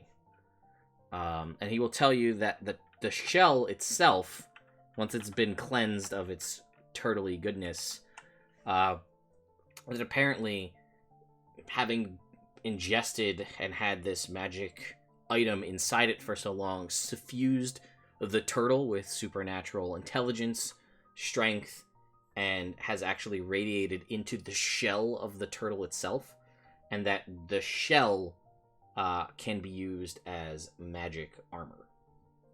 It's magic hide armor. Ooh, I Okay. can wear that. I think you're actually the only one, I think, who can wear it. Yeah. Well, actually, Lux could, but she has better AC if she doesn't. I Barb. just do naked, so. Yeah, whatever. exactly. So it turns out, yes, Circlet of Blasting lets you cast the Scorching Ray spell once per day with an attack bonus of +5. So Scorching Ray is 3 rays that each do 2d6. So you would roll a d20, add 5, and it would be 2d6 fire damage to 3 targets with it, or 1 target or 3 targets, however you want to break it up, within 120 feet. And it is non-attunement, so anybody can use it. Okay. It's Thank already you, been Spot. spent for the day, but Well, thank you. yeah. And he will tell you, by the way, about this armor, because it does other things. So I will. Are you giving it? Is it going to Roswin? I'll just assign it to her rather than. I would really like to be a turtle. Yeah, I will look at Roswin and go, hey, do you want this? Yes! Do I'll you want me to clean wiggle it out into it. first? No! Oh no! Oh gross! Oh, I oh. pop out. I like pop out the rest of like the turtle inside out of it, and I just pop out, and I'm like, I've never been cuter. I'm a turtle. Just covered in viscera and singe marks. Mm-hmm. Reminds you of That's the dragon, digitate. doesn't it? And now you're clean. Oh, thanks. Let's see, is that right? Yes. So. Do my wings pop out of the back of it? Do you don said armor? Oh yeah, I'm in it. All right. I'm in it. Oh yeah, I'm in it. Yes, it should now be in your journal, your player journal, I believe. Let me move it up. Yes. Should I read it? Sure. This green and brown hide armor is actually It's turtle. constructed of a Turtle. Yeah. I forgot to change it because it was originally going to be something different. is actually constructed of a tortoise shells, and the wearer feels slightly more secure and safe when it's donned. While wearing this armor, you gain a +3 to AC, making the overall + dexterity modifier in it max 2. In addition, the armor can cast Sanctuary on you as an action. You must complete a long rest before using this armor to cast the spell again. Ooh. Let's see here. There, I changed it to say snapping turtle shell rather than tortoise. That looks so cool. And as you do, you realize that as the armor magically reshapes to form fit to you, but not like form fit, like it's not like a weird turtle with boobs, right? It's still a turtle shell. It's not like that one really bad Teenage Mutant Ninja Turtle spin-off series with the turtle that has boobs. It fit your wings. Do that like a hole forms in the back of the shell for your wings to come out, so you can fly while still be contained within the armor. Nice. And with my shield, I now have a 19 AC, so that is super dope. There you go. Yay! Um, Roswin just sits there happily being a turtle. This is her true form. Turtle Roswin. We're gonna come up with a better name for that. But Yeah, yes. probably. And the armor is not attunement, no. Ooh. That's good, because I didn't even think about that. I was asking about the circlet, but The circlet is not. Anybody can wear does the it take circlet. an action or a bonus action to do the Scorching Ray? It's an action scorching ray? to do it, yeah. It's an action, and it is a +5 for the... It wouldn't, like, if your spell casting modifier is better for your spell attack, it is still just a +5 when used with that. Then Lux or Mir should probably have it. Yeah, It's true. Well, I'm Uh. just happy with my shell. I crawl into my shell. Ted watches this horrified as you push out the charter mains and just like slick inside it, like that's. Oh, we've already been through this. You missed that part while you were reading something, and then Odella already cleaned. Oh, I heard that part. I did hear all that. It's still unsettling to watch. It has a reaction. Yeah, it's still unsettling to watch. So, Mister, what's Yes. your name? Ted the Bard. Ted the Bard.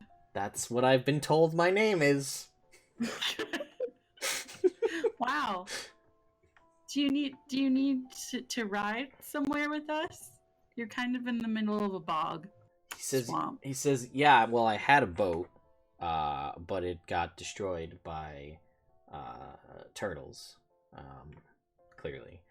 And as you look around now, you see there's like some like what looks like driftwood seems to be the remnants of like a rowboat. And he says, yeah, I was out here. Apparently there's supposed to be some great temple treasure vault thing beneath the swamp, and nobody comes here because it's in this swamp. So I thought I'd try my luck at it and see if I couldn't find it.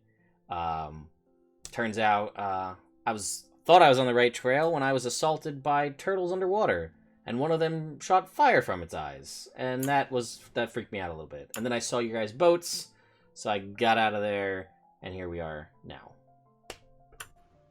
Happens to the best of us. He goes, I hope, yeah, hopefully not. Well, I mean, you're welcome to take my seat. I don't need it. I can just fly. And he kind of like... There's 2 open seats over in that boat over there.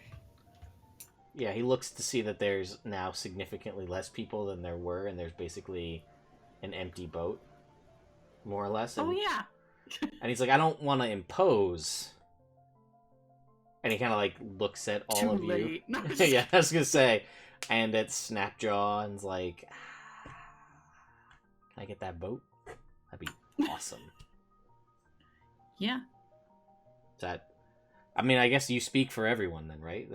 You are the leader, he says to Roswin, because you're the one who's doing all the talking. Well, ask Snapjaw, is it okay? I'm just a turtle, sir. Turtle. Snapjaw looks at Ted, and Ted looks at Snapjaw, and they have he moves the paddles over, right, with the boat. And they have maybe you could give Snapjaw something.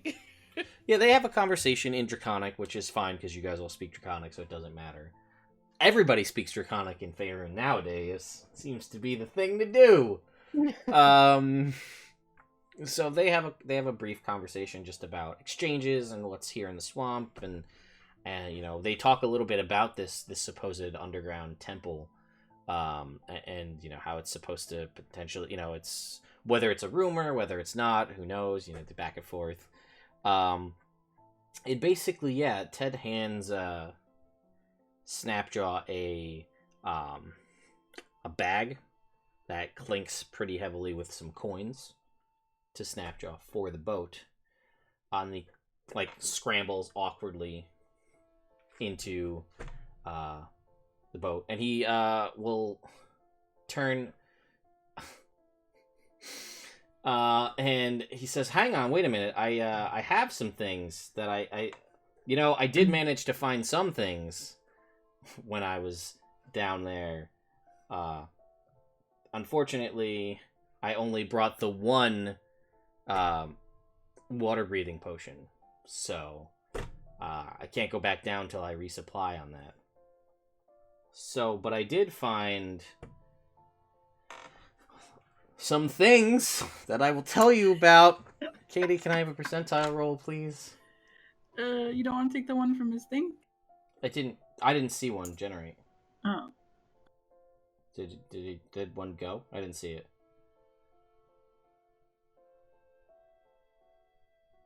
Huh, looks like it didn't. Yeah, I don't go know ahead. why. It's whatever. 49.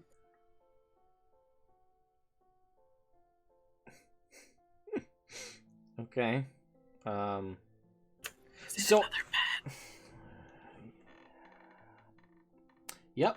Because I found this guy, and he like pulls out from like from a backpack what I could best describe as like a pickle jar, right? So like a big glass, like a bell jar, but it's got a lid, and he unscrews it, or he leaves it in there, and he goes, "This, I don't know. Turtles and frogs they're not really the same. I mean, we could talk about biology all day, but you seem to like weird things." And he like recoils a little bit, recalling the memory of you just climbing inside a carcass. And he hands you over this jar. And it is a disturbingly large tadpole-like creature. Oh, it's not. Sorry, it's I'm sorry, it's not alive. My mistake. A disturbingly large tadpole-like creature preserved within an orb of solid amber about the size of an ostrich egg. And he goes, "This is definitely amber. I know a little bit about rocks and geology, so I don't know where obviously this swamp was apparently above ground at some point for this weird tadpole creature to be contained in this fossilized sap. So I don't know what that's about, but I don't know. Here you go." He hands it to you, Rosalind. Thanks. I'm gonna name him Henry, even though he's dead. He looks wise. He just goes, "Yeah, it sure does look wise, that dead tadpole." And then he looks to you, Lux. Hang on. Oh god. I know. Let's see if he pulls out chickens or whatever other shit out of this pack here. I fucking hope he does. Chicken turtle stew for dinner.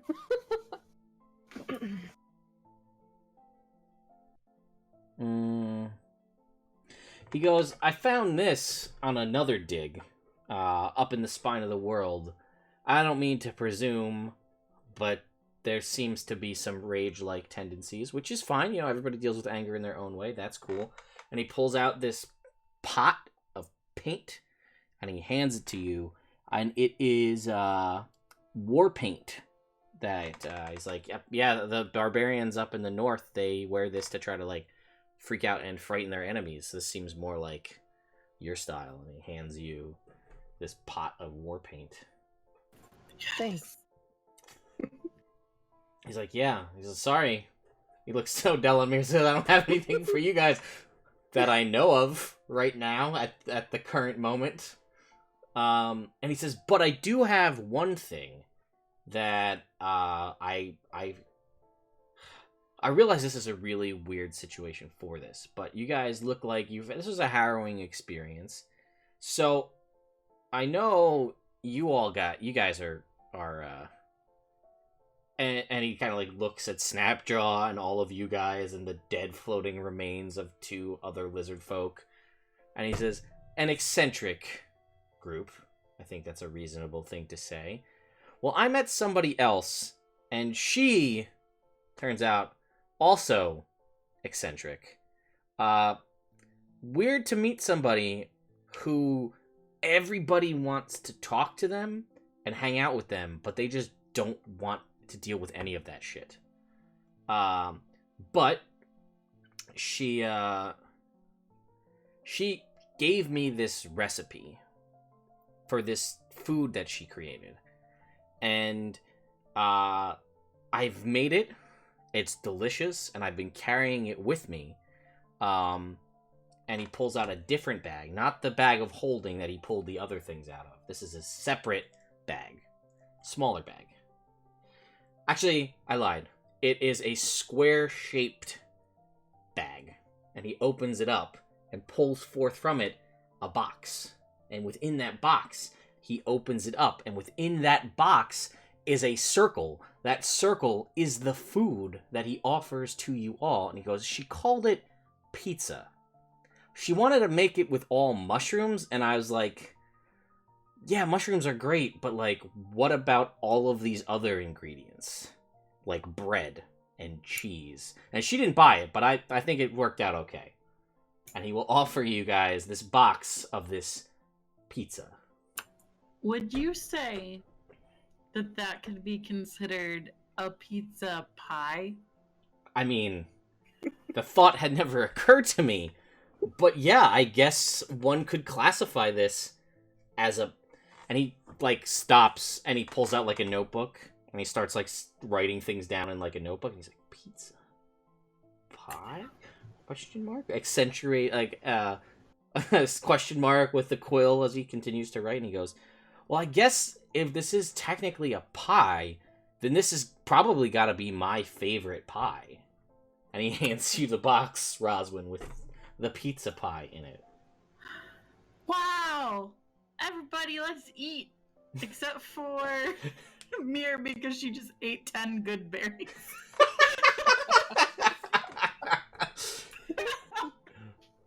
Man, Mir's probably like exploding. Yeah, she's like full for a Yeah, day. it's like that's Thanksgiving's in. that is rubbing her tummy, like, yeah, I'm good. that's like 10 pieces of lembas bread, right? I mean, for those of you guys who don't know, How a many good did berry. you have? Yeah, right, exactly. A good berry feeds a grown person. That's enough sustenance for a grown person to have for a day. I would also like to point out that you could have made it into tea, so it We're wouldn't. in a swamp! Yeah, but Roswin doesn't have a tea making set that she can make in a. I mean, No! I feel like Give that's it to me, and then I will. Ah, You should have asked Miss Fancy Pants. yeah. Well, anyway, he will give you this, and he says, I haven't really messed around with it too much, but I imagine there's a lot of different ways you can make this. The bread seems to be, that's where the jury's out on what is best. If you can make it relatively flat. This is kind of like what I'm dubbing water deep style pizza. But you could make the breading flat. That's an option. You could get like a really deep dish to make it in. That's another option that I've seen. That sounds terrible. Why would anybody ever do that? That sounds like literally the most disgusting texture. Not I that I'm mean, opinionated. I was gonna say, tiefling that I just met, who crawled inside a corpse. That's a little judgy for having. I mean, but that's fine, I guess. One's entitled to their opinions. Thank you. And he says, but he goes, if you want, Okay. I have I made copies of the recipe if you like one. Yes. They will hand you a scroll as their I put cat it- eats Liz's microphone Yeah, right. that is All I attached hear to her is face. I take it Mute. I thought that was mute. and I fold it up and put it into my shell without making eye contact. It's in a scroll case because he's a fancy pants. He's like I still he's put it in my that's shell. fine. He's a lore bard, right? So he'll hand that over to you.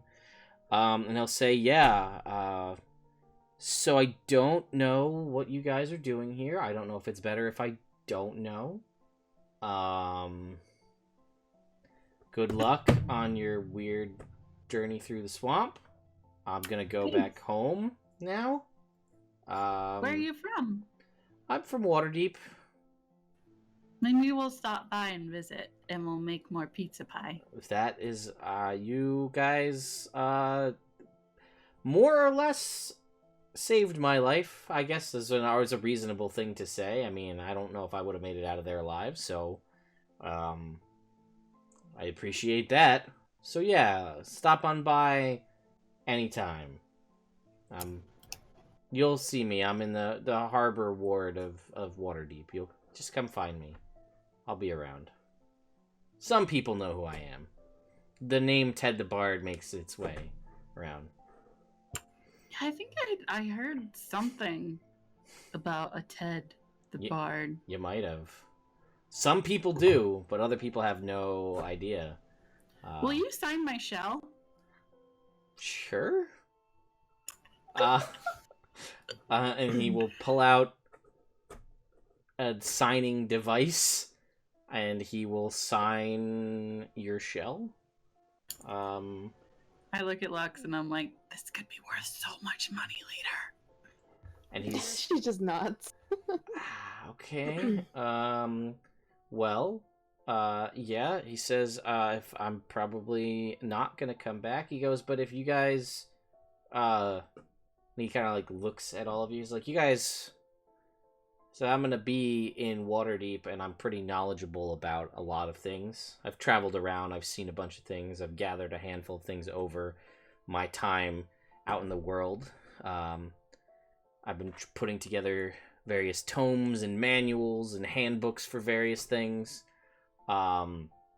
So if you guys need assistance on any kind of things like that, maybe I can help. I don't know if any of you can cast Sending, but I can. No. Well, that's a two-way communication, but you guys would be reaching out to me, so it doesn't make sense for me to just be like, you guys doing okay? Cool, bye. So maybe we'll think about that. Okay. Goodbye. Safe travels. And he just like waves and starts like canoeing away. As he slowly canoes away in case he forgot there's anything else in his bag that he needs to give out to anybody randomly. Rosalind starts handing out pizza to everybody. Which has some She taken gives- out she- of it. Yes, Igot has been chomping on it. She gives Snapjaw. Yeah. She gives him an extra big piece because he's had a rough day. He eats it messily, but he enjoys the pizza. Who doesn't, honestly? So, Adela finds a fork and a knife in her bag and cuts it. The worst. I fold it like a taco and I eat it like a champion. There you go.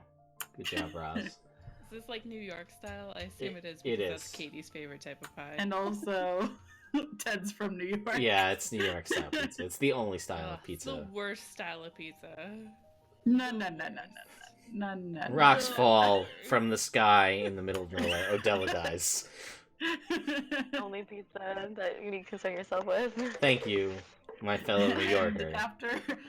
after that comment, Roswin does not bring her back. All right, so you guys continue to paddle onward towards to Hypertroller, to your point, we're gonna take a break. We haven't done one of these in like weeks because we What's a break? right. Yeah, I mean, Chicago style is a style of pizza. It's not great, but it's, you know, it's better than not pizza, I guess. Anyway, so you guys continue onward, and you basically paddle through for the majority of the rest of the day. At which point Snapjaw will ask you guys, he'll say, do you think it's better, he says, I think it might be better to attack towards first light on this location, as far as we can get under the cover of darkness would be in our best interest. I agree. Snapjaw. Sorry. Argy bark bark bark. Yeah. So basically, I will transport you guys to a new map. Yay, new map. While Guys, we're I'm real excited about the fact that I can like just type as Pygot because I always want to do stuff with him, but it seems annoying to just bust in all the time talking. I love him. In character, he disturbs me. Out of character, I love him. Oh yeah, there was a lot of conversations about weird pictures and things. Did anything pop into Ted's head? I didn't ask you that because I wasn't sure what happened there. If any of those were tied to. No snapshot of Belladonnas naked and radiant. Hey, I don't know, because you never know with him. He's always there, lurking. Nah, Pygot was also confused at him just appearing out of nowhere. Pygot was just hungry and be like, "Here's dirty pictures. Feed me." And I will stop. Odella, you Or, can actually... Here, I'll give you more. Yeah. Odella, you can make me an Arcana check. Actually, during this time, I would say to Mir, "Do you want this circlet?"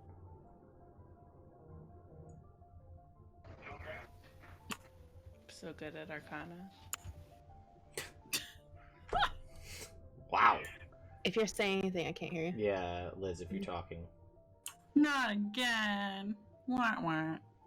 We need to all pitch in and buy you a... Mm-hmm. Which one I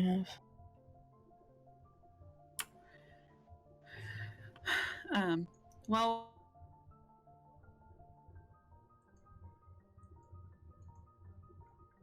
We're just going for what she's got, and she's like, I'm gonna leave this to you. Oh, wait, I heard her for a second there. Hang on. I hear you. Speak, child. I'm speaking. Yes. There. Can you hear me? Yes. Mm-hmm. Yes. This is you. Do you want the circlet? What does it do? I'll let you shoot beams of fire once a day. Yes? Was that a yes? I couldn't hear any of that. Yeah. Yeah, she wants it. Got it. Yeah. So I would get out of the boat because I can't. Yep. And I would Walk go right in over. there Sure. And hand it to her. I feel like it's more of an inconvenience for you to be in the boat. You're like, oh, Right. it's so slow. I know. No, Yeah. I need a her to 40. row me. How about I just push it? Be a speedboat. That's fine. Roswin takes out her writing materials and just starts writing a little note while she's in the boat and letting Lux push her. Also, I guess, by the way, before you got too far, Ted turns around and paddles back real quick and goes, "Oh, I forgot this thing." And he goes, "This looks like, I don't know, one of you two," and he just pitches a little bag to Odella. Is it drugs? Yes. It is cocaine. He says he looks at Odella and he's like, "This looks like her speed," and pitches a bag to you, Odella, a little pouch. And he goes, "Well, either for you or your girlfriend, probably." And then he paddles away. So I am going to add it. That ships them. Yeah, why not? I'm going to put it in your journal now, Laura, so you will have this. It has 3 uses. Ooh. 3 uses of this. Let's see if I can get to move it up with all your other shit. You got so many items.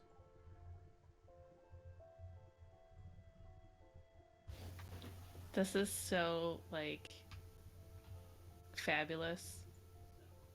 What The is way that? You do it is so fabulous. I'm gonna be so excited. It's a secret for now. What? Well, my turtle shell's a secret too. Nobody can see it. He Take a look in the pouch and then tuck it. perhaps anywhere. as a Bag there's or like as something. you open up the pouch, there's like a tiny scroll of parchment that like describes what it is. Just so you know, because he didn't tell you what it does, and I forgot to do that. So, yeah.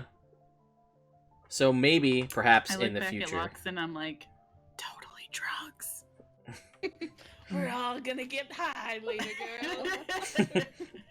girl. You know, and he as he's leaving, he says, "If you guys ever are looking for weird stuff, as a treasure hunter, I come across all sorts of stuff.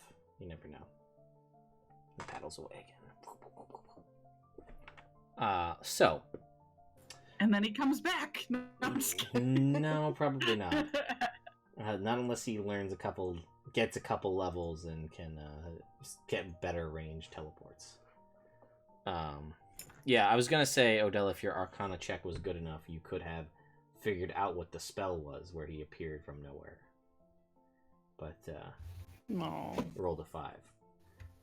Although he did come back and pitch you that thing, so I guess if you were curious, you could have just asked him. But Does it change it that she actually got a no, never mind. she didn't get anything. I was gonna say a 6, but then I was like, shit, wait, no. She didn't get She- one. No. Shit. Which is fine, because I normally don't make rolls for things, so... Mm-hmm. Yeah. It's best for a little kitty cat on our Luxy Poo.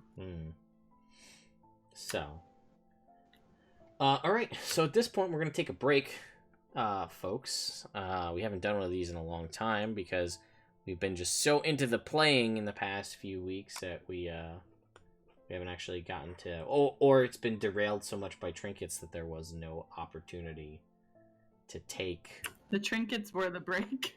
Yeah, more or less. So. All right.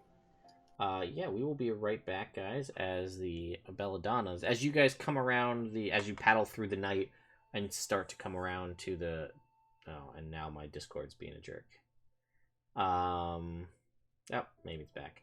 Anyway, you guys, kind of come around a corner and start to pull off onto basically dry land, for the first time in a day and a half.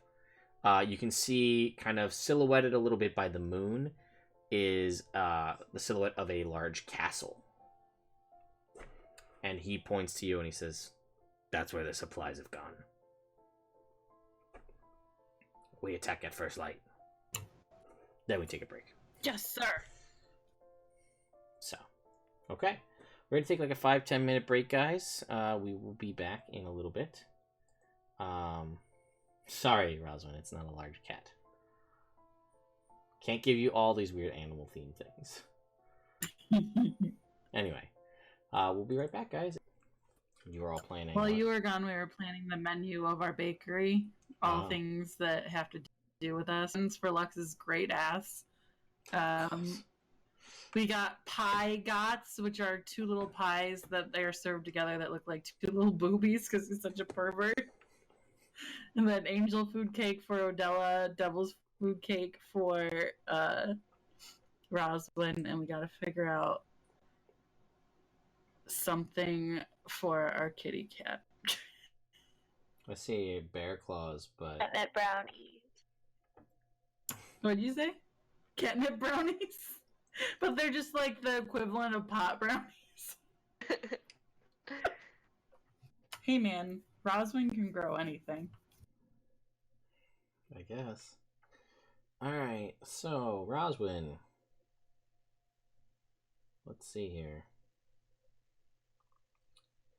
Roll me a percentile, Katie, because that one came up already.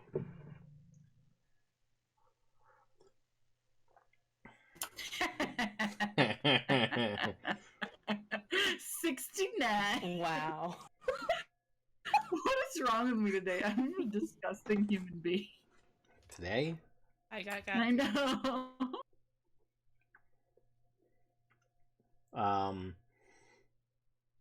Oh, by the way, we have 69 quotes now as well, just so you're aware.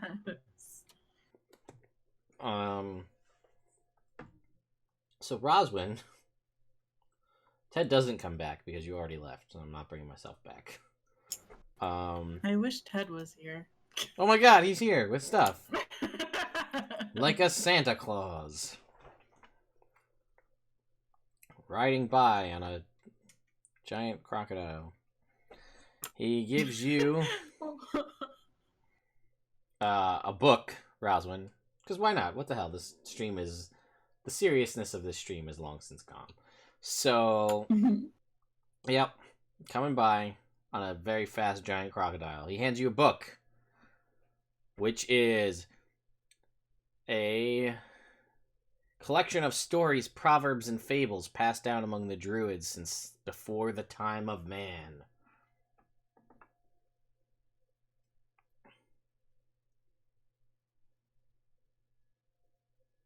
And then Odella. Sorry, I was typing. I love books, though. I wonder if this book will make druids flock towards me.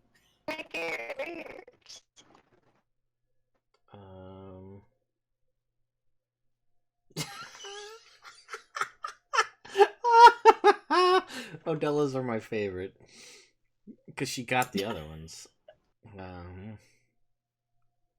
I'm scared on your behalf. You know what? I'll tell you what this one is if it comes up. Which now you know it means it's tied to a crit. I was gonna say, isn't it another crit? So more things happen to me when I crit now. Mm-hmm. Any chance of stealth that we've ever had is ruined when you crit. Mm-hmm. We do get chocolate coins though, so Yeah. Ooh, a piece of candy. I decided to skip the voodoo doll that anchors your happening existence is to its. hilarious. The option that I chose to not give you was a voodoo doll that anchors your existence in this reality. So, you know, in case you lost your voodoo doll, you disappear from this reality. So. Yeah, I liked my reasoning for why the chocolate coins happen, which is because my diva is being like, "Good job, you're doing such a good job. Here, have some chocolate." Yes, when Odella crits currently, 2d4 chocolate coins or 2d6 chocolate coins appear, and her underwear teleports within 10 feet, but she doesn't wear any underwear anymore, so it's not a problem. And fire rolls off my skin. Forgot about that. Yeah, one more. Yep. See, the intention is roll an automatic intimidation check when she crits. Just everything happens. Yeah. I'm like Jubilee. Like, as long as she's not wearing underwear, maybe. Because it's hard to be intimidating when your frilly panties disappear 10 feet away from you. And you're like, fire, chocolate coins, underpants. Kind of loses some of the intimidation factor when that happens. Oh. Alright. It's too stupid. I love it. Was that the only trinkets? Did I miss anything else? I think I got them all. No, I think that's it. Okay. So then Ted, for real, is like, alright, I'm seriously going. Good luck on your battle thing. I don't know how he gave me that last trinket. He just came back to give Roswin a book. He just booped your nose, and he was like, "You'll find out later." No. His presence just reminds you of a thing that you've known your whole life that maybe will happen one time, if ever, in the future. Roswin sits back down in the boat, even though we're already on land. This is her home now. And she just starts reading her book and then writing stuff down on some paper and reading her book and keeps taking notes. Alright, now... Nerd! Somewhere around here was the book I was looking for. There it is. Got it. Did we level up yet? Nope. Each time you ask about it, it delays it another episode. Don't do it. Alright, so you guys have arrived. For all intents and purposes on this map, we're just going to say you're at the bottom left-hand corner. To paint the scene again for you guys watching at home, and we don't have the map set up yet. That may change for the next time we play. They basically come out of the Mirror of Dead Men. They're still in it, but they're out of the main water area. Somebody's mic clipping. Am I the only one hearing that? Oh, I think that's Katie's unmuted and appear in, maybe. Oh, how'd that happen? That's fine. Done. And you've basically pulled up onto the first set of serviceable, walkable land that you've seen in about a day and a half. The castle is pretty massive. It seems to be multiple stories high. It has a moat surrounding the outside. It has basically where you guys are coming in is basically by a stockade, an animal stockade, which you can kind of see in the bottom corner of the map there. And then you can kind of see there's sort of a main path leading up, directly across from you guys, which you can't really make out from at this point, are a bunch of huts. There are a couple of longhouses in the front, and then there's like one main gate that leads into the castle proper. So, you guys kind of pull in here, and Snapjaw tells you guys that we should wait for first light, so we'll have a little bit of an idea before we assault. And you guys basically have some time, not enough to get like a long rest, but you have basically enough time to take a short rest and prepare any things that you want to prepare before this battle goes down. We're waiting for a first light. Yeah. Yes. I get my charges back, no matter whether we take a long or short rest. Because it resets on dawn. At dawn. So does the circlet. The circlet of blasting resets at dawn. So Do I become a normal girl again instead of a Rurdle? No. Good. This is me now. Yeah, the Never taking it off. No, it's magic armor. And it is, again, it's alligator snapping turtle like armor. So you have the serrate. It's bumpy on the back, almost like a not as intense Bowser shell, if that helps people to visualize. If you've never seen an alligator snapping turtle, it's kind of got ridges, almost like conical or like pyramid triangular shaped ridges on the back, and like it's sort of serrated along the sides. It's got some. That one's starting to look pretty damn cool. It's got a couple of scars on it. Some of them were inflicted by Lux's sword on the back. Not enough to structurally weaken the armor, just enough to give it that like just worn in, battle damage look, I guess. So, again, yeah, if you guys want a short rest heal, I saw some of you were doing that. You guys can go ahead and do that as well. And if, get out any items, weapons, whatever, prepare what you want to do. But yeah, essentially, this is about to go down. If you guys are all good. Am I glad I only used one spell in that fight? Yeah. Alright. I'm going to assume that silence equals agreement. Mage armor. Ooh, good call. Fair. Re-up to mage armor. Okay. So you guys, basically, as you walk towards the stockades, Snapjaw will go forth. At the stockades, you see there are 2d4, which is an amount that I'll just say, we'll call it 6.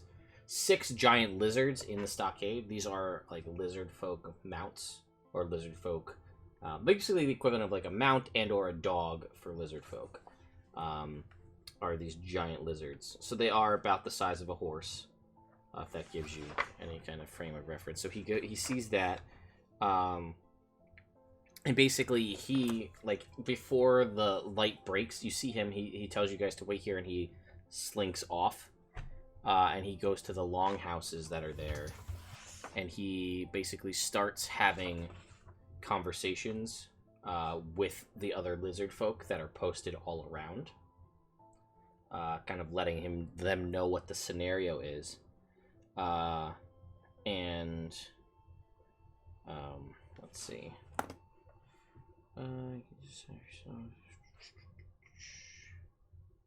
Yeah, okay. So basically, at first light, he tells you that it's on, right? It's time to go. So he starts running. I mean, do you guys go with him? Because he's going to start running, like, into the heat of battle. Yeah. Okay, just want to make sure. Do we have a big battle music that we can play here? In the meantime, Lux will go into a rage. And also get a trinket. Apparently. Ooh, a trinket. How original those are. At this point. Well, Did you see the picture that I linked? I didn't get a chance to see it, so I didn't want to click out of it and cause any more issues.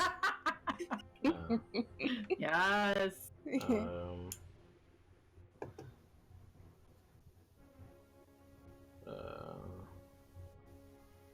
man, all the Do we see the people that we're running towards battle towards, or? Well, he's kind of pointing off, and as you guys start running, I will get to the trinkets before we stop the stream. How about that? Yeah. As you guys are running forward, he kind of bellows out in Draconic to his warriors, and you see like a lot of them come. And basically, you guys are running up with an army now, and he kind of like points over to you guys that that you must go to gate, and he points in his army, and you see you hear like rustling and the sounds of croaking as in all of those huts to the northern part of this area, just basically an army of bullywugs comes forth, and his lizard folk just barrel into them, and then it's an all-out big army war between the lizard folk and the bullywugs as they're just assaulting one another. The giant lizards are let loose and are combating giant frogs that the bullywugs keep as pets and war animals. And he will splinter off with another warrior and basically work with you guys to escort you to the front gate to get you guys inside. Because his war is out here, taking out these bullywugs. Yours is inside. He will warn you of the giant crocodiles in the moat. But he will basically convince the people on like the gatehouse to drop the drawbridge and let you guys inside.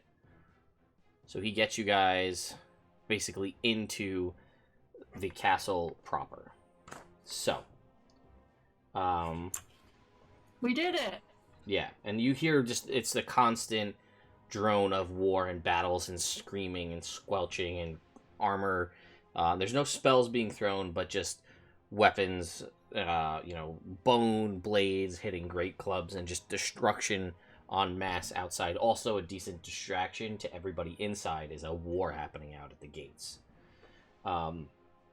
So he gets you guys inside, and his basically, yeah, you guys are in, for all intents and purposes, the castle itself. Which, again, I will remind you that at this point you guys did not know that there was a castle. You knew that the supplies were going from the roadhouse somewhere through the swamp. You now see that it's to this castle that you were really unaware of at this point.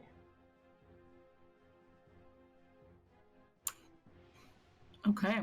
Do we see anything directly inside? When you guys come right inside the castle, you see basically mud has covering the majority of the floors inside here. Planks have been kind of laid across the floor to sort of keep the mud in a certain area.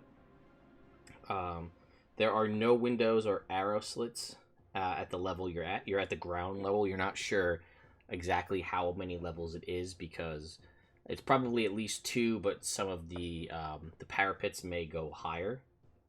And then basically you see in front there, you see a staircase that goes down, and you see a long hallway that continues. I mean, again, these are 20-foot squares, so this is like outside of the range because the light's still just coming up. So outside of the range of anyone's dark vision, continuing down this hallway, and there's a staircase that leads down.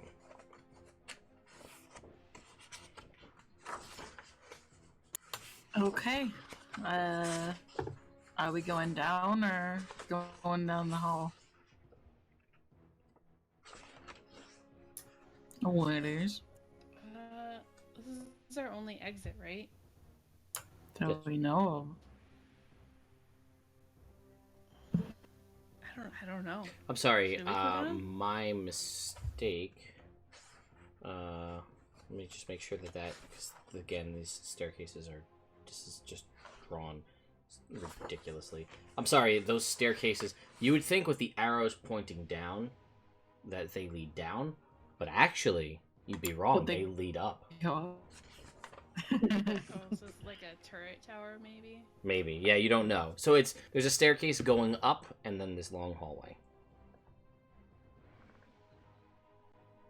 Should we just keep going? Let's go up.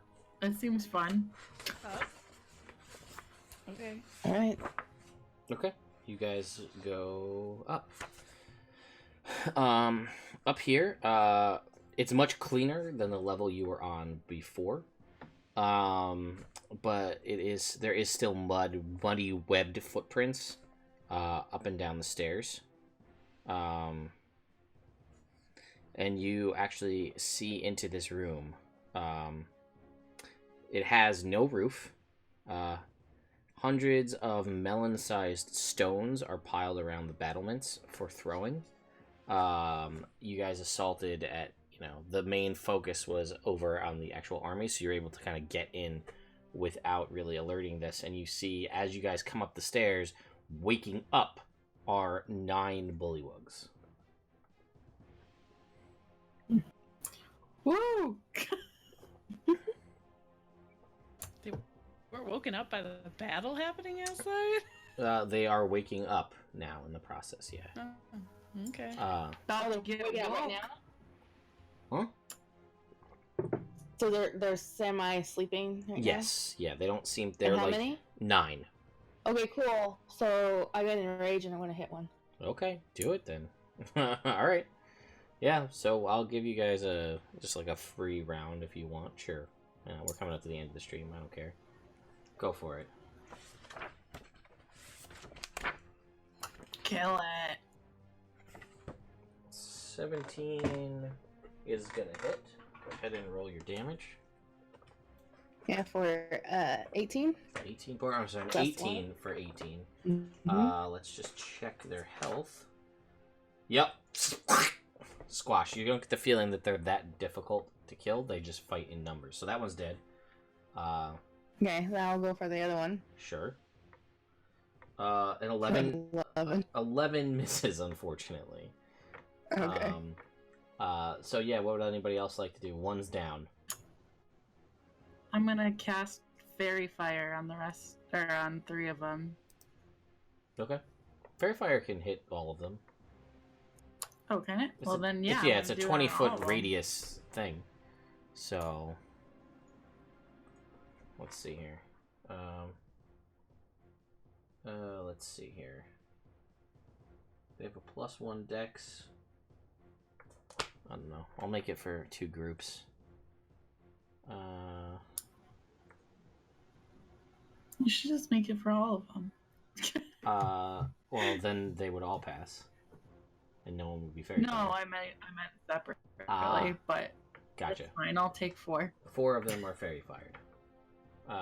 Mir and Odella. You've got 8 bullywugs left. 8. Mm-hmm. Um, I can only strike one at a time, right? You can hit 2. You can hit 2 with your main and offhand if you want. Yeah, I want to do that. Okay, go ahead and roll. They're at advantage because of fairy fire, so that'll hit. 13. Well, it's at advantage because of the fairy fire. So go ahead and roll sneak attack damage.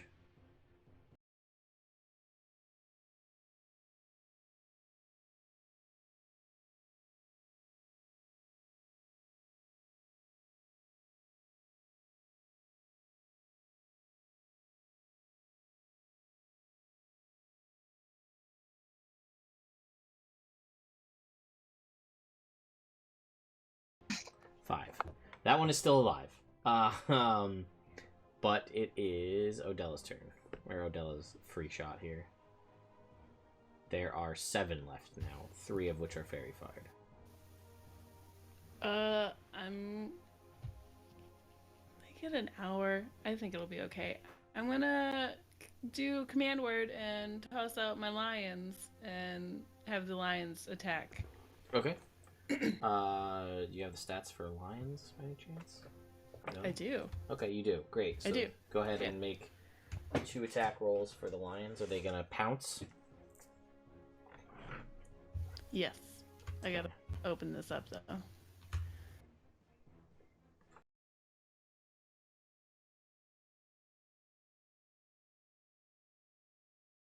Wow. Damn. All right. Yes, the lion crits. So go ahead and that's a claw attack, right? Yeah. So the claw hits. It's gonna deal double, just a regular crit, so double damage. So go ahead and roll the damage for the first one, which was that 4 plus 6, right? The crit. Yeah, so that's 10 damage. So that one's dead. The second one hit, so go ahead and roll the damage for that one. 4. Now he's gonna make a strength save, which is probably gonna pass with a 14, right? The strength save. Passes. Yeah. So we'll say that that's the same one that Mir hit. Why not? And that one's dead too. 4 dead. And then bonus action, I'll Scorching Ray. Sure. I'll use my Quicken spell on Scorching Ray. Okay. So go ahead and make some attack rolls then.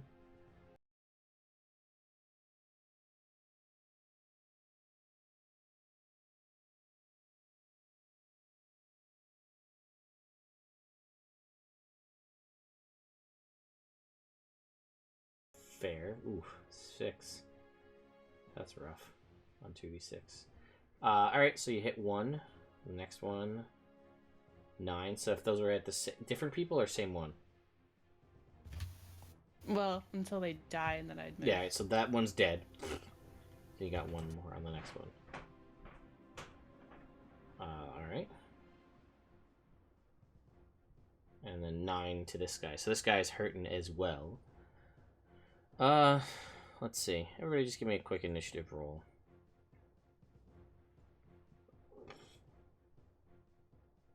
Because these guys are probably going to go last. So, I'm going to guess that they are probably going to get... Now Della...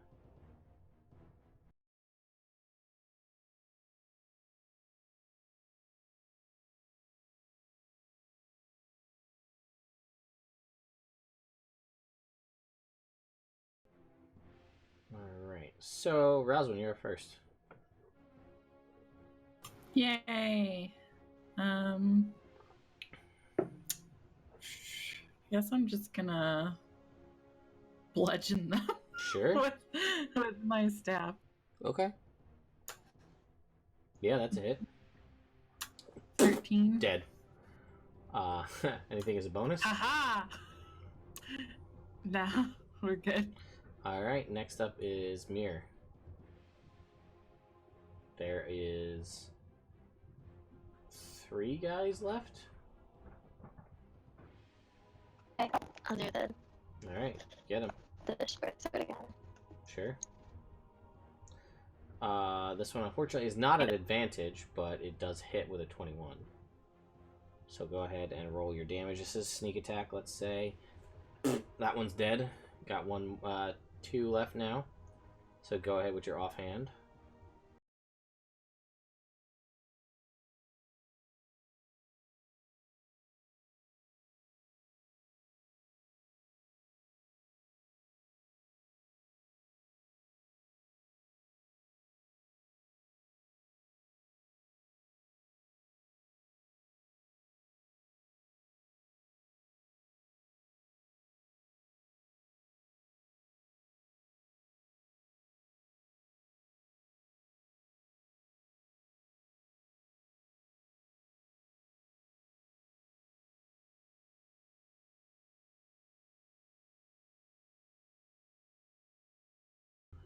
More slashing. Actually, that could be the one that the lion hit last time. So that leaves 1 left for luck. Or no, for you. You still have your action. That was just your lines. Odell. So it's 1 left. I guess I'll hit it with my staff. Wow. Okay. A lot of more melee than I anticipated. I don't even have my staff on here. I keep forgetting to put it on. I'll light crossbow it. Sure. Let's say 15 will hit. You put a quarrel into it. It is actually, I guess this is a bolt technically. It is still alive. You gonna leave that for Lux? Kill it, Lux. All right, Lux. This guy's hanging on by a thread. Go get him. Yep. You can roll your damage if you want, but it won't matter because yeah, splatter, frog on the wall. Yeah, you guys notice that this room is walled off here on the second floor. It doesn't connect to the rest of the castle. Let's see. Right? No, it does not. No, at least that doesn't. So you also realize that the hallway below you is, because there's no like real. Let's see. Yeah, it doesn't really look like the hallway in front of you is pretty much exposed as a good way to rain arrows down on anybody walking down that long hallway. There's also a signal drum in here, carved from an enormous log. But you killed the frogs before they got to hit the thing. So you did it. Good job. Yay! I high five everybody, including the lions. Yeah, especially the lions. So yeah, I mean, we're pretty much gonna bring it to an end here, but you guys can continue. Basically, you have to go down and down this 180-foot long hallway to get into more of the castle proper, to see kind of what's going on there. But I think that's a good point to bring us to an end here. Mm-hmm. So, Can I, like, cut open the top of the drum so they can't sound it ever? Sure, In it's case all. somebody else comes up good here? call. Yeah, definitely, you do that. Cool. So that is done. Yeah, and we will bring this episode to an end. Remember that you guys have not rested, so we're going to be where we're at with spell slots, hit dice, and hit points, and all that good stuff. So we've got all of that in place for 2 weeks from now when we return. We will see what happens as you guys continue further into the castle. Snapjaw is with you, by the way. Oh, he is? Snapjaw. Why didn't you help? Yeah. Because you guys were just taking care of it. He's here for the sole purpose of if you encounter lizard folk in the castle. Okay. He's our guide. He can basically say like they're on our side. Because other than that, it's you guys going, no, like Snapjaw says we're cool. Oh my god, I'm so glad we didn't kill the lizard people. So good. This would have been so much different. Alright, and then there's trinkets that need to be handed out. Were you going to say something else, Katie? Yeah. Today on Discord, we will be posting all the letters that Rosman writes to Ava for every session. I have For one. all the feels. All the feels. It'll make you cry. It'll make you laugh. Will it make you laugh? It's just a good time. Yeah, there's some funny parts. Alright, fair enough. Like the splinter holes. Fair. And also the last one when she realized that she fucking left Poppy Yep. in the stable. Yep. I did Right that. at the end of her letter. Don't give away all the secrets. Well, there's good stuff. All right. Well, again, yeah, we'll this is going to be a thing going forward. I didn't want to say anything because I didn't want to commit Katie to anything, but yeah, do you want to basically tell the people exactly how this is going to go down going forward? Yeah, so for now it's just a Google Doc, but in the future I'm hopefully gonna make them look like they're written on actual parchment and everything, and we're gonna be posting to the Discord first, with the day after every session with the letters. And then eventually we're going to be posting them on nerdimmersion.com. Yeah. So just so that you can get like a little brief of inner workings and see what's going on in the crazy head that is Roswin. Alright, so up here in this weird frog room amongst all the mud, Mir, you find a glass cutter. Is your trinket. Yeah, totally not. So, you know, that's a thing you have. And Lux, you find something else amongst the mud. You find... Where is it? Scroll up and see the number here. Lux. Right, here we go. Oh boy. These are so wonky.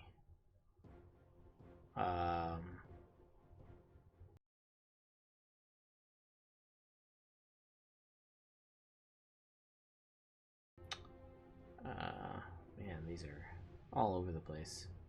I'm not giving you an animal that you find here in the mud, because that's just dumb. Wait, there would have been an animal? Potentially. Don't you feel cheated? I know, seriously. Well, technically, it's supposed to be claw marks across your body. So, No. that's what it's supposed to be. Claw marks across your face, upper Lion, body, or stop. back from when you wrestled a lion with your bare hands. Is exactly what it says. Oh my God. I mean, if you want, that's a thing. Wow. But, so, I'm assuming you don't want that? No. So, go ahead and roll me a percentile. We'll just do a different one. And Mud Puppy, we're not doing experience anymore, so she gets all the experience that you want. How much experience do you want her to have, Mud Puppy? She has all of it. But we're not doing experience points anymore, so... but she's got 8,000 more. Why not? Oh god, these are all so wonky. Yeah, you find a wooden bowl, Lux. A wooden bowl that looks like it has some dried blood in it. Wow. Yep. That's what you got. Dried blood. I'm gonna add that to my list of stuff with Yeah. my egg. Well, your egg has things and other things, but we're in a little bit of a... We're getting to a less drawn out, more kind of linear part of the story. I mean, it's as linear as you guys want to make it, but you get my point. And we all leave the castle. Oh, I was gonna say before we go, we're gonna go back down the stairs, correct? Yeah, there's the only way to go. Yeah, back because there's down. nowhere else. So before I do that, I'm gonna grab that pot of paint, and then I'm going to put some kind of almost like a mask kind of thing on my face. I'm Okay. going to war. Can you put a heart on my cheek? I do that. Oh, thanks. Roswin has disadvantage on intimidation checks because of her war paint heart. However, Light, I will, if I ever remember, or just remind me, I'll send you a thing. You keep cutting out. Yeah, it's the end of the stream. Discord's like, it's over with now. You can, while you have this, I'll give you a specific write-up after this, but while you have this war paint on, you can basically bellow out a war cry, and creatures within 30 feet of you need to make a wisdom saving throw or become frightened of you. Hell yeah! And how much do I have of that paint? Well, you had 10, but you used some of it for Rosalind's cheek, so you got 8 uses now. Oh, I was like, I thought I would have leftover on my fingers, but okay. So I have 8 left? You have 8 uses of it, yeah. You have the 1 use currently, but once you use it, basically, the process of doing it basically uses it up. So once it's used, it's a one-time use per use, if that makes sense. Okay. Yeah. Because so does Roz have one? hers is Well, hers is disadvantage on intimidation, but like maybe a bonus for persuasion because it's super cute. Okay. It's I was just wondering. it's That'd be not the kinda cool. desired effect that the barbarians of the north put it in for. So I guess we'll see. But anyway, yeah. So you have this. I'll give you the official write up on it. Alright, cool. When we after the stream. So I think that's pretty much gonna do it for us, guys. Thank you again so much to everybody who came out. I think we had like 35 people in the chat at the start of the stream when we had all of the technical issues, so that's great. Yeah. Sorry about Discord. Are we gonna put? What? Are we gonna put like a separate little area for the Roswin letters, or should they look for it in stream discussions? I'm going to put a separate channel called Roswin Letters. Okay. Specifically for you So to look post for that things. That after will be the stream. after the stream. That will be there. Yes, again, once more, I'll post the link to the giveaway for anybody who wants to enter. We have a couple more days. I'll make a video at the very end just so that you guys can go and check that out. Yeah, come back for Tomb of Annihilation tomorrow. And next Wednesday, I'll be on the Venture Maidens channel for their stream. So that'll be cool. So be on the lookout for that. Alright, guys, thank you very much. We'll see you in 2 weeks. Bye. Bye. Bye.